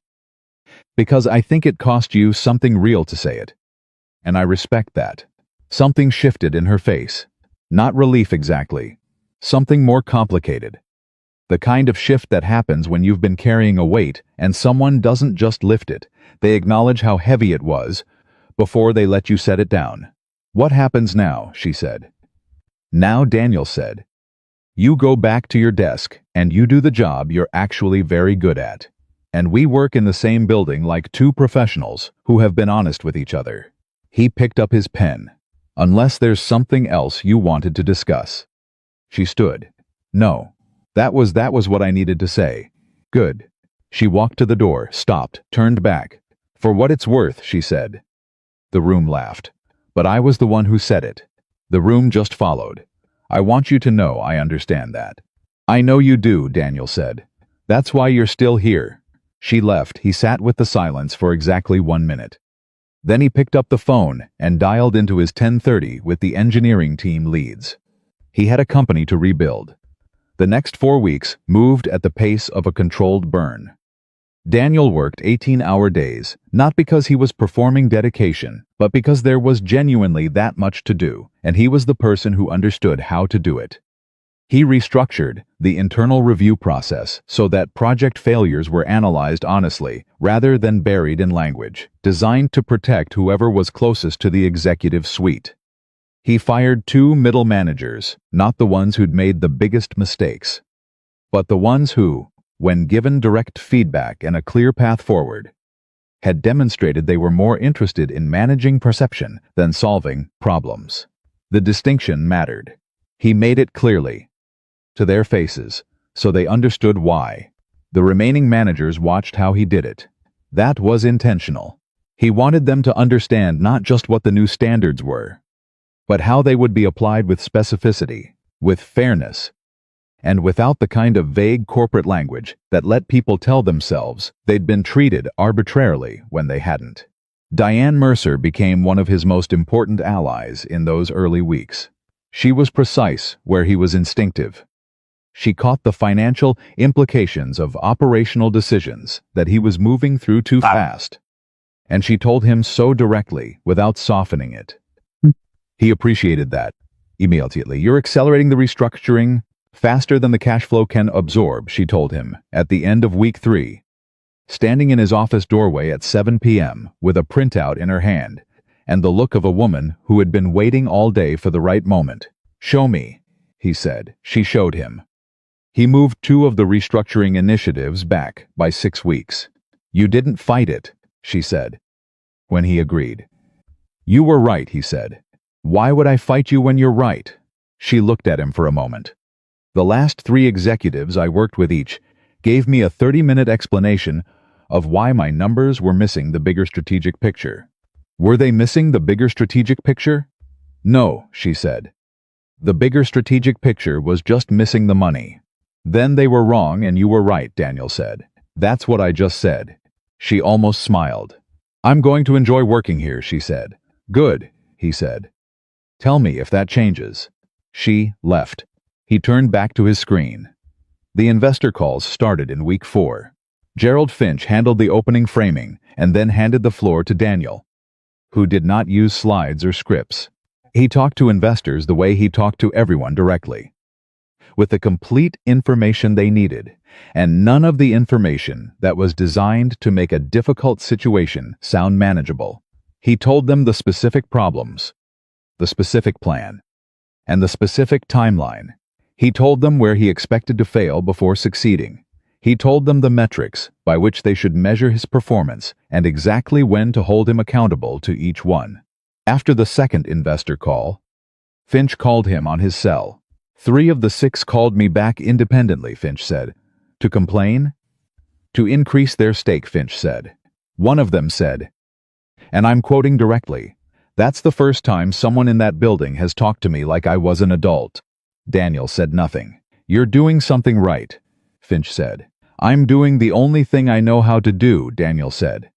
"I know," Finch said. "That's what I said." The first major test came at the 6-week mark. Not from outside the company, from inside it. A project lead named Cassandra Sharp, fast, 3 years at the company, came to Daniel's office on a Thursday morning and shut the door behind her, without being asked to. "I need to tell you something that's going to be uncomfortable," she said. "Sit down," he said. She didn't sit.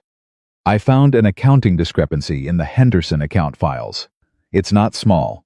Someone has been routing invoices through a secondary billing code that doesn't correspond to any approved service line. It's been happening for 11 months. The room went very still. "How much?" Daniel said. "Approximately $2.3 million. Across 14 invoice cycles." Daniel looked at her. He did not react with the drama the number deserved. Because Cassandra was watching him closely, and what she needed to see was whether he was the kind of person you came to with information like this, or the kind of person you hid it from. "You found this yourself?" he said. "I was auditing the Q3 files as part of the integration review you asked for," she said. "It's not something I was specifically looking for. But you found it." "Yes." "And you came to me before doing anything else?" "Yes." He nodded. "Who else has seen this?" "No one. Keep it that way until this afternoon. I need 2 hours with Diane, Mercer, and legal before this goes anywhere." "Of course." "Cassandra." She stopped at the door. "You did the right. That needs to be said clearly." She looked at him. Something in her expression, the tight, careful professionalism of someone who hadn't been sure how this was going to go, eased slightly. "I wasn't sure you'd say that," she said. "I know," he said. "That's why I said it." She left. He picked up his phone and called Diane Mercer. "Clear your 11 o'clock, he said. "I need legal in the room." "How bad?" she said. "Bad enough," he said, "but manageable." By 2 p.m. The full picture was clear. The discrepancy traced back to a now former executive who had left the company 4 months earlier during the initial leadership exodus. The billing code had been set up deliberately to route payments to a subsidiary account that the executive had partial ownership of. It was fraud.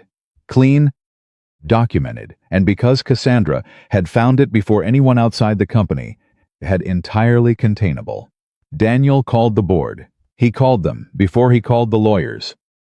Because Gerald Finch had told him on day one that the board expected to hear difficult news from him first. And Daniel Carter kept his word. Finch listened to the full briefing without interrupting. When Daniel finished, there was a 6-second silence. "You found this in 6 weeks," Finch said. "Cassandra found it," Daniel said, a project lead. She'd been at the company 3 years, and nobody had given her access to the full billing architecture before because it wasn't her department. And now? Now she's going to lead the full audit team, Daniel said. And her salary is going up by 20%. Because she just saved this company from a problem that could have become a federal investigation. Another silence. "Done," Finch said. "I'm also reporting it," Daniel said, proactively, "to the relevant authorities. Before anyone asks us to. We control the narrative by being honest about it first. That's a significant risk. Less significant than the alternative," Daniel said. "If this comes out another way, the story isn't about a company that caught its own fraud. It's about a company where fraud ran undetected for a year under new leadership. I won't be that story." Finch was quiet for a long moment. "You know," he said, "when I was making the case to the other board members that you were the right choice for this role." The argument I kept coming back to was character. Not resume. Character. A pause. I was right. Daniel let that land for exactly 1 second. "I'll send you the legal timeline by end of day," he said. He hung up. He sat at his desk and pressed both hands flat against the surface and breathed once. Slowly, the way he'd taught himself to do in the years when the thing in front of him was larger than what he felt equipped to handle. He thought about Draft 48. He thought about the number 7, bus. He thought about a 7-year-old girl asking if he had done well in his interview. He thought about all the distance between that morning and this one, and how none of it had been straight, and none of it had been easy, and how every single mile of it had been necessary. He picked up his pen. He wrote Cassandra's name on his notepad, circled it, wrote, "Audit lead, salary review." Friday he moved on. The story of the Henderson fraud became public 8 days later. When Daniel's legal team filed the proactive disclosure, the coverage was not what most people would have predicted. Instead of a story about a company in crisis, it became a story about a company that had found its own problem and reported it before anyone asked. 3 financial journalists wrote pieces specifically about the disclosure strategy. One of them called it the most transparent corporate self-reporting seen in the Austin business community in recent memory. Investor confidence, which had been fragile since the lawsuit, stabilized almost immediately. 2 of the 3 major clients who had put their accounts on hold pending leadership review confirmed their continuation within 72 hours of the disclosure. Inside the building, something changed. It didn't change with a memo or a meeting or a statement from the new CEO about values and culture. It changed the way real things change gradually, visibly, at the level of daily behavior. People started coming to Daniel's office with things they'd been holding for months. Small things, inefficiencies, conflicts between teams. A process that everyone knew was broken, but that no one had believed would get a fair hearing. They came because they'd watched what happened when Cassandra came with something large and difficult and true, and they'd seen that the response was not punishment, not dismissal, not the bureaucratic redirect of a leader protecting himself. It was direct, honest and fair. That was the culture Daniel Carter built, not with speeches, with decisions. By the 10th week, the engineering attrition had stopped. 2 of the engineers who had been actively interviewing elsewhere withdrew their applications, not because Daniel called them and asked them to, but because the quality of what they were walking into had changed enough that leaving no longer made the same sense it had. Marcus Toll, the department head who had built the silo around his team after being scapegoated, became one of Daniel's most vocal advocates inside the company. Not publicly, not performatively. He just started doing what he'd always been good at, without the defensive posture around it. And the work coming out of his department in month 3 was measurably better than anything they'd produced in the previous 2 years. Patrick Greer came back to Daniel's office on a Thursday afternoon in week 8. He knocked twice. Came in without being called. "I wanted to report something," he said. Daniel looked up. Jess and Carlos finished the Alcott deliverable ahead of schedule. "I gave them the lead credits on the presentation." "Not myself." He paused. It was clearly costing him something to say the next part. "They were better in the room than I would have been." The client asked for both of them specifically for the next engagement. Daniel looked at him for a moment. "How did that feel?" he said. Greer thought about it. Actually thought about it. Which was more than Daniel had expected from him at week 8. "Weird," he said. "But less bad than I thought." "That's honest," Daniel said. "You said you wanted honest." "I did."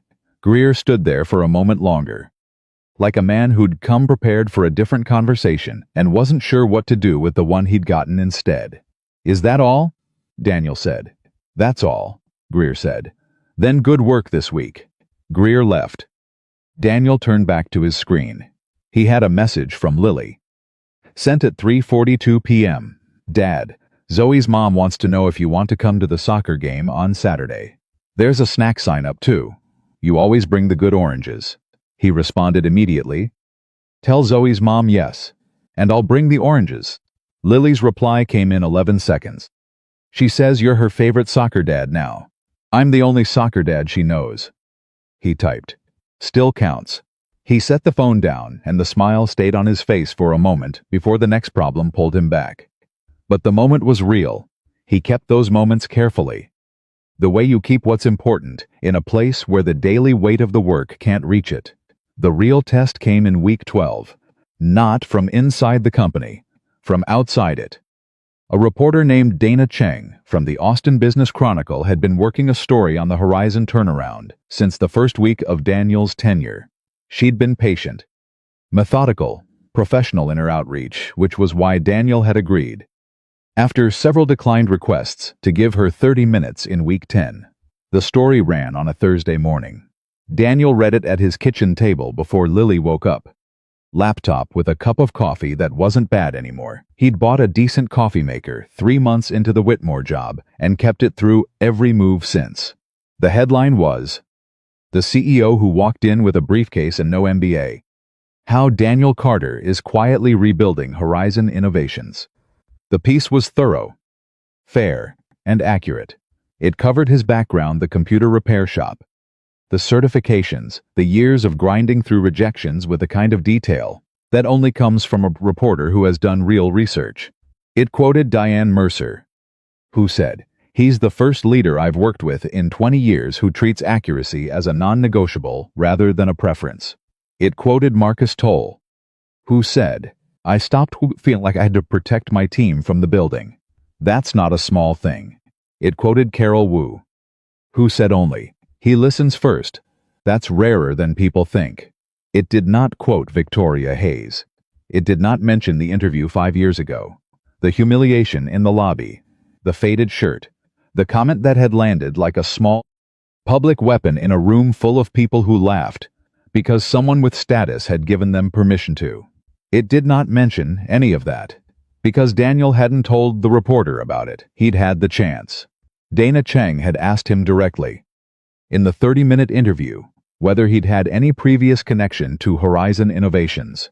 He'd told her he'd interviewed there years ago and hadn't been selected. She'd asked if there was more to that story. He'd said, "There's always more to every story, but that one belongs to the past. And what I'm interested in is what comes next." She'd respected that. He'd meant it. When the piece ran, Daniel's phone started buzzing at 6:43 a.m. and didn't stop. Former colleagues from Whitmore Systems, contacts from the Houston conference, Robert Whitmore himself, who sent a text that said, "Told you. Read it 3 times. Proud of you, son." He used that word deliberately. Daniel knew it. He sat with it for a moment in the same way he'd sat with the bad coffee in the diner on Lamar, receiving something simple and genuine and letting it be enough. "Mrs. Paulson called at 7:15. "I'm going to put this on my refrigerator," she said, before he'd even said good morning. "It's a digital article." "Eunice. I printed it," she said. 8 pages. My printer did its best. He laughed, a real laugh, the kind that comes without warning. Go to work, she said. You've got more to do, I know, Daniel. Sarah would have been so proud of you. Her voice was steady. She said hard things steadily. Always had. I just wanted you to know someone said that out loud. He didn't answer for a moment. Thank you, he said. He hung up. He finished his coffee. He drove Lily to school. She'd read the article on her tablet at breakfast and said, with 12-year-old pragmatism, "It doesn't say anything about me." He told her. She was in every part of it. She considered this for a moment and seemed to find it acceptable. Then he drove to the glass tower on Congress Avenue, took the elevator to the executive floor, walked past the long white reception desk, nodded to Victoria Hayes, who nodded back without the careful fear of those first weeks, just a professional acknowledgement between two people who had been honest with each other and were finding out what that allowed. He walked that to his office. He sat down. He had a 9 a.m. with the product team, a 10:30 budget review with Diane, a noon call with two prospective clients who had reached out after reading the article that morning, and a 2 p.m. with legal on the final phase of the fraud disclosure filing. He had an inbox with 64 unread messages. He had a company that was beginning slowly, imperfectly, one honest decision at a time to believe it was worth rebuilding. He opened the first email, and somewhere in the building below him, people who had come to work that morning with slightly more confidence than they'd had 6 weeks ago went about the business of building something together. That was the job. That was all of it.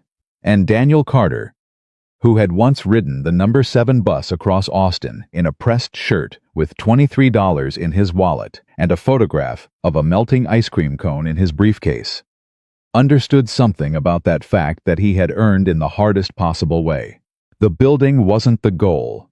The building was just the proof. The proof of every morning he'd gotten up at 4:30 and chosen to keep going. Every rejection he'd folded and put in his back pocket and turned into a reason to revise. Every night he'd sat at the kitchen table, after Lily was asleep, studying things that had no immediate value except the long, slow compound interest of a person becoming what they were capable of. He had become it. Not because someone had believed in him at the right moment, though Whitmore had helped. Not because the system had rewarded him for the right qualities, though eventually it had, but because he had decided, in a hallway outside a glass tower, after a woman with manicured hands had turned him into a punchline, that what she thought of him was not the last word on the subject. He had reserved that right for himself, and he had used it. His phone buzzed. Kevin. From the outer office, 9 a.m. team is here when you're ready. He typed back, send them in. He straightened his chair. He was ready. The annual Leadership Summit at Horizon Innovations had never been a big event before Daniel Carter. Under the previous administration, it had been a half-day of presentations in a conference room on the 14th floor, attended by senior managers who checked their phones under the table and left feeling like they'd been briefed rather than included. It happened once a year. It produced a slide deck. It was forgotten by the following Monday. Daniel scrapped the format entirely in his first year. He moved it to the main floor. All hands. Every person in the building. From the engineers running platform architecture to the 2 women who managed facilities and who, until Daniel arrived, had never once been invited to a company-wide leadership conversation. He moved it to the afternoon of the last Friday in October, which meant it landed at the 1-year mark of his tenure, almost exactly. He didn't plan that. But when Kevin pointed it out 2 weeks before the event, Daniel decided it was appropriate and kept the date. He wanted it to be a reckoning, not a celebration. A reckoning with honest numbers, honest mistakes, and honest credit given to the people who had earned it. He started preparing his remarks in the evenings, at the kitchen table, the same way he'd studied for certifications in the years when Lily was small and asleep down the hall, and the apartment was quiet, and the work was the only thing that would carry him forward. He didn't write a speech, he wrote notes. Things that were true, things that needed to be said out loud in front of the people they were true about. Lily found him at the table on a Wednesday night, 11 p.m. Her hair tangled from sleep, wearing an oversized t-shirt with a faded logo from a school event 3 years ago. "You're still up," she said. "So are you," he said. "I had a dream and then I couldn't go back to sleep." She pulled out the chair beside him and dropped into it with the boneless ease of someone who hadn't yet learned to hold herself carefully in the world. She looked at the notepad. "Is that for your big work thing?" "Yeah." "What are you going to say?" He looked at what he'd written. A year of names and numbers and decisions and the slow, grinding work of changing a direction that had been set wrong for a long time. "The truth," he said. She picked up his pen and drew a small star in the corner of the notepad. The way she'd done since she was 6, claiming space on whatever he was working on to remind him she existed. He'd never once asked her to stop. "Dad," she said. "Yeah. Do you think Mom would think this was cool?" "The job?" He looked at his daughter, 12 years old. Her mother's nose. Her mother's habit of asking the exact right question at the exact moment you were least prepared for it. She would have thought it was cool, he said. But she would have said the cooler thing was that you're getting good grades. Lily considered this. "That's fair. My grades are pretty excellent." "They are. Are you nervous about Friday?" "No," he said. She looked at him with the same expression she'd been giving him since she was old enough to know when he wasn't entirely telling the truth. "A little," he said. She nodded like that was more satisfactory. "You're going to be good." She stood up, pushed the chair back in. "You're always good when it matters." She shuffled back down the hall. He sat at the table for another hour after that. Not writing anything new, just sitting with what she'd said. The way it landed, the weight of being known that, completely by one person in the world. He turned off the light and went to bed. Friday arrived the way important days always do, faster than expected, and with less ceremony than the occasion deserved. Daniel was at his desk by 7. He worked through the morning without distraction. He met with Diane at 8 to review the financial presentation she'd prepared for the all-hands portion. He met with Carol Wu at 9 to confirm the personnel announcements he'd be making. He met with Kevin at 9:45 to go over logistics. And Kevin, who was excellent at his job, and had somehow also become the person in the building who most accurately read Daniel's temperature, said simply, "You're good. It's going to be good." "I know," Daniel said. "I know you know," Kevin said. "I'm just saying it." At 1 p.m., the main floor of Horizon Innovations was full. 97 people. Daniel knew all of them by name, first and last. He had made that a point from day one and had kept it through every hire and every departure in the year since. He stood in the center of the room with a handheld microphone and no podium and no slides. The same way he'd stood on day one. And the room had the quality of people who had learned over 12 months that when Daniel Carter stood in the center of the floor and held a microphone, what came next was going to be real. He started with the numbers. Revenue was up 31% year over year. Client retention had climbed from 63% to 91%.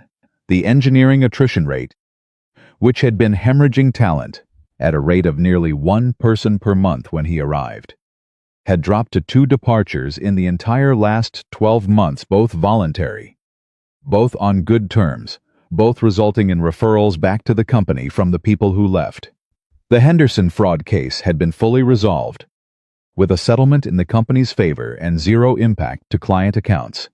3 new major contracts had been signed in Q3 alone, 2 of which had come directly from reputation recovery. He said all of this plainly, without the swelling music of a corporate presentation. Just numbers. Just truth. Then he stopped. "I want to name some people," he said, "and I need everyone to understand this. It is not a performance. These are not the names on the org chart at the top. These are the people who did things this year that a lot of organizations wouldn't have seen or valued. And I want to make sure this organization sees them." He named Cassandra first. He told the room exactly what she'd done, the 11 months of hidden fraud she'd uncovered. The fact that she'd brought it to him immediately. The way she'd handled the subsequent 4 months of audit work with a precision and integrity that had directly contributed to the company's legal resolution. He said she was being promoted to Director of Financial Integrity. a role that hadn't existed before and that he'd created specifically because the company needed someone in it. Cassandra was standing near the back of the room. She was not someone who cried easily. She had told Daniel this herself. Once, in passing, in the matter-of-fact way that competent people mention their own traits without making a thing of it. But standing there while 96 colleagues looked at her, and some of them started clapping, not the polite kind, the real kind, the kind with energy in it, her jaw went tight in the way jaws go tight when you are working to hold something in. She gave Daniel a single, firm nod. He nodded back. He named Marcus Toll next. He talked about the silo Marcus had built not out of obstruction, but out of protection, out of the reasonable response of a good manager to a broken system. And how once the system changed, Marcus had dismantled the protection and let his team be fully visible. And what that had cost him personally, and what it had produced professionally. He didn't frame it as Marcus overcoming a flaw. He framed it as Marcus making a brave choice in response to a change he had no reason to believe was real until he tested it. Marcus stood near the middle of the room with his arms crossed and his expression carefully neutral and the tips of his ears red.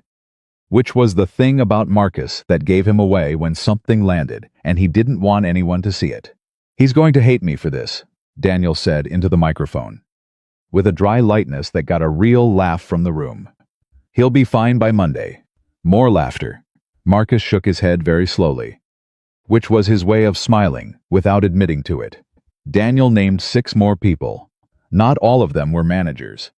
2 of them were individual contributors, a junior analyst named Grace, who had rebuilt the client reporting system from scratch in her 2nd month on the job because the existing one was giving clients inaccurate data, and she'd noticed before anyone else had.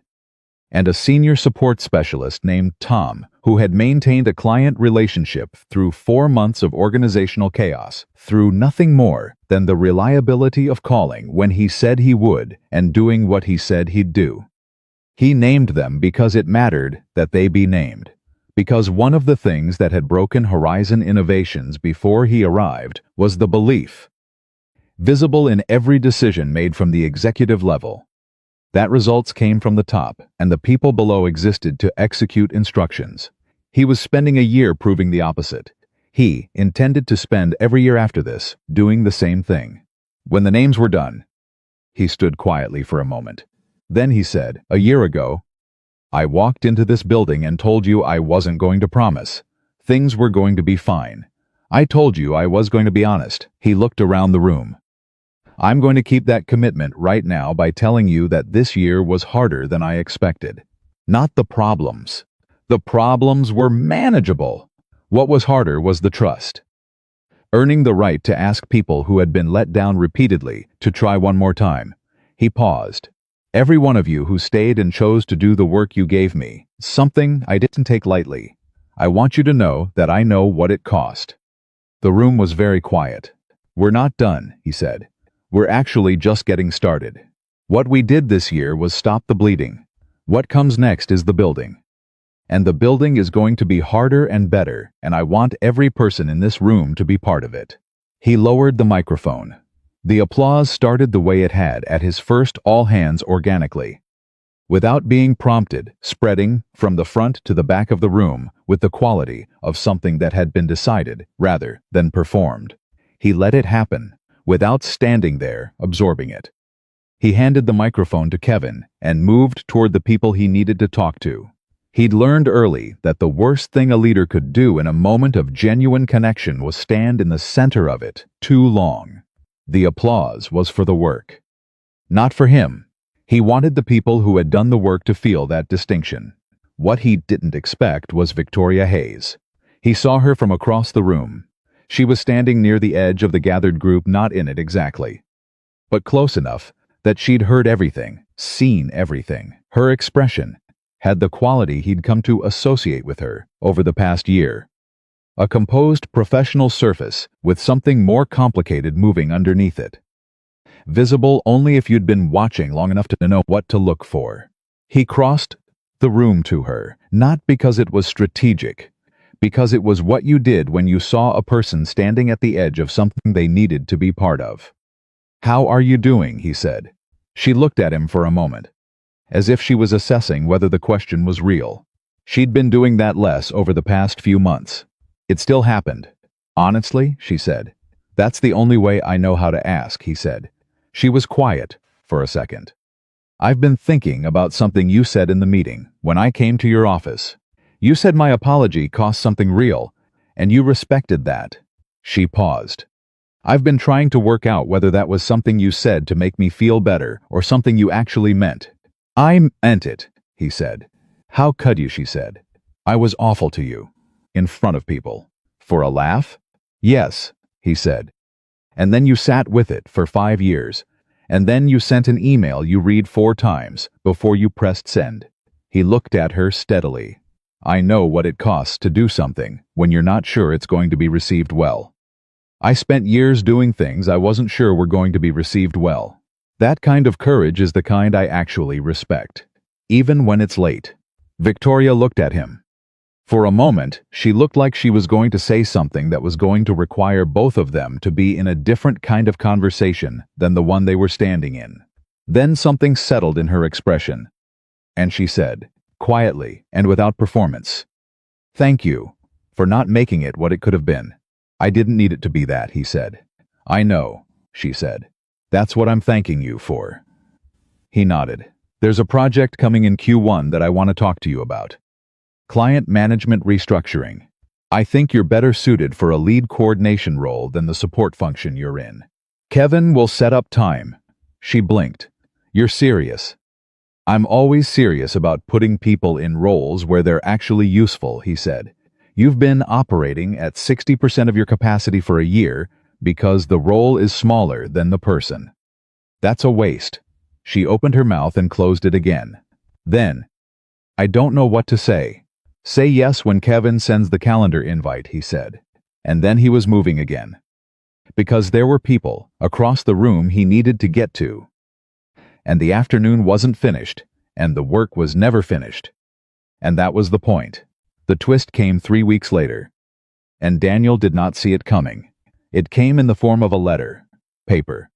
Not email. Handwritten. Left on his desk on a Monday morning with no envelope and no explanation for how it had arrived there. Just his name at the top in careful, deliberate handwriting that he recognized immediately. It was from Robert Haynes, his old boss at the computer repair shop. Robert was not a letter-writing man. He was a phone call man. A show-up in-person man. A here's the problem, here's the wrench man. The letter being a letter was itself information. Daniel read it standing up. Robert had been diagnosed with early-stage Parkinson's in September. He'd been managing it, he wrote, with the particular stubbornness of a 63-year-old man who believed that, if you didn't say a thing out loud, it couldn't fully be true. But the tremor in his right hand had progressed to the point where he could no longer work on the fine components that the job required. He was going to close the shop.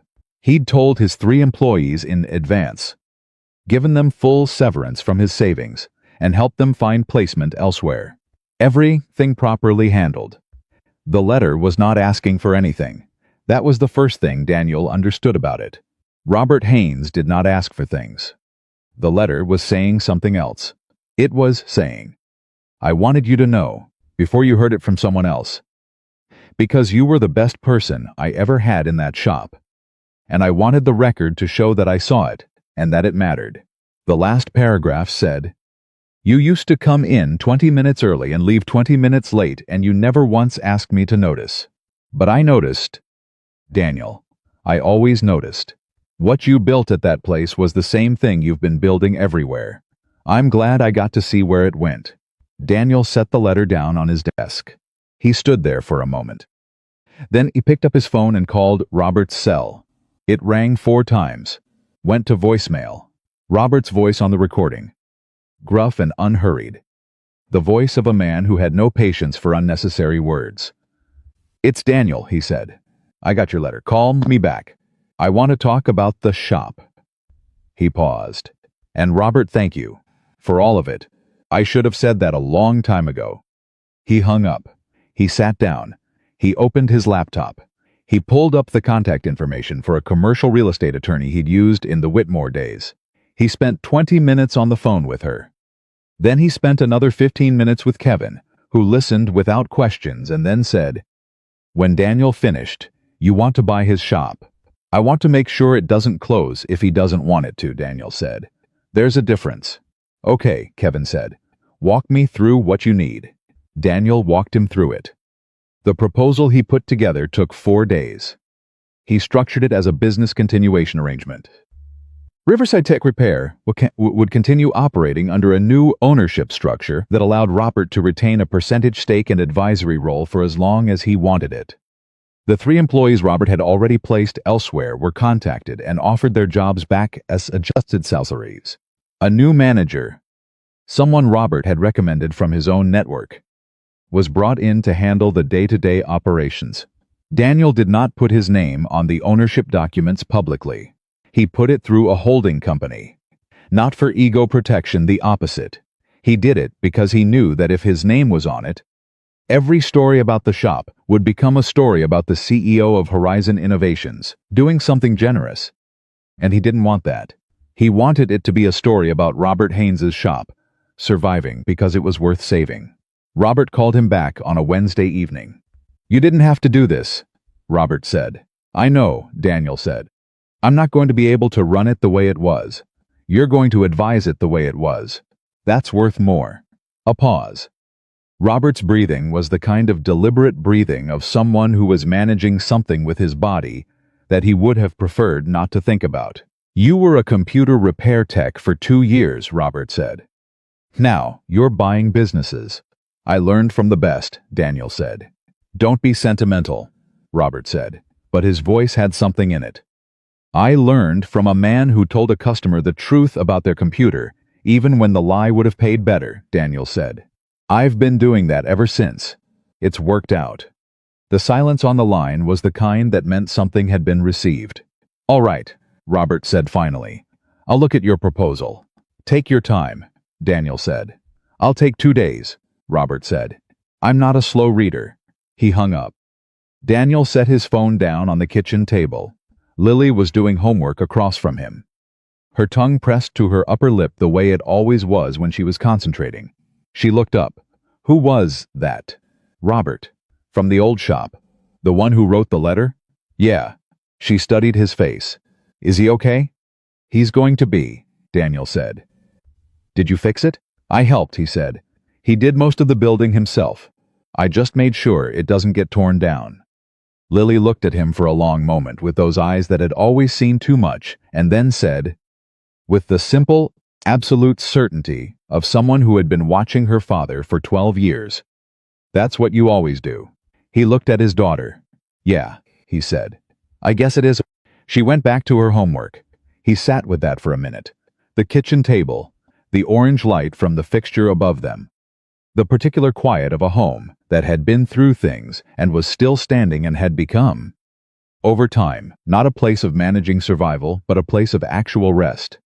He thought about the version of himself that had sat at a different kitchen and table in a smaller apartment, with a borrowed iron and a $4 shirt and $23 in his wallet, and the weight of a future in the he couldn't fully see yet.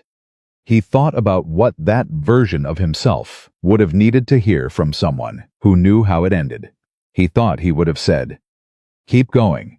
Not because it gets easy. It doesn't. But because the distance between who you are and who you're capable of being is not fixed. It is not determined by the people who laugh at you in lobbies. It is not determined by the rejections that accumulate in a file folder or the gap on the resume that nobody knows how to read correctly. It is determined by what you choose to do in the hour after the door closes. In the morning, you get up anyway. In the draft, you open and revise one more time. Keep going, because the building is worth it. The annual investor conference at Horizon Innovations was held in December, 6 weeks after the leadership summit. It was Daniel's first formal presentation to the company's full investor base as CEO. And the room it was held in was the same conference room where he'd once sat across from Gerald Park and Stephen Marsh and Carol Wu and told them that what he understood was systems. He understood more than systems now. He understood how systems were made of people. and how people were made of the choices they made when no one was watching, and how those choices compounded the same way interest compounded slowly, invisibly, until the amount they added up to was either the thing that lifted you or the thing that buried you. He stood at the head of the conference table and presented the year's performance with the same directness he'd brought to everything. The numbers were good, not spectacular. 1 year of disciplined rebuilding doesn't produce spectacular numbers. And anyone who told you otherwise was selling something. But they were honest, and they were real, and they pointed in a direction that was clearly up. When the presentation was over, one of the investors, a man named Harold Staines, who had been in private equity for 30 years and who had a reputation for the kind of questions that separated the prepared from the merely confident, raised his hand. "Mr. Carter," he said, "in your experience leading turnarounds, what's the single most important factor in whether a recovery succeeds or fails?" The room was quiet. Daniel thought about it for exactly the right amount of time, not too fast, which would have felt rehearsed, and not too slow, which would have felt evasive. "Whether the people at the top are willing to be wrong," he said. "Not strategically wrong. Personally wrong. Whether they can sit across from someone who is doing good work and say clearly, 'You were right, and I missed it,' and mean it, and then change what they do next." He looked around the table. Organizations fail when the people in authority spend more energy protecting their position than finding the truth. The moment you stop being willing to hear something uncomfortable is the moment you start building a ceiling.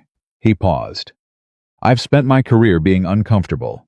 I've gotten pretty good at it." Harold Staines wrote something in his notebook. When the meeting ended, he stopped Daniel at the door. "I've been doing this for 30 years, Staines said. I've heard a lot of answers to that question." He looked at Daniel steadily.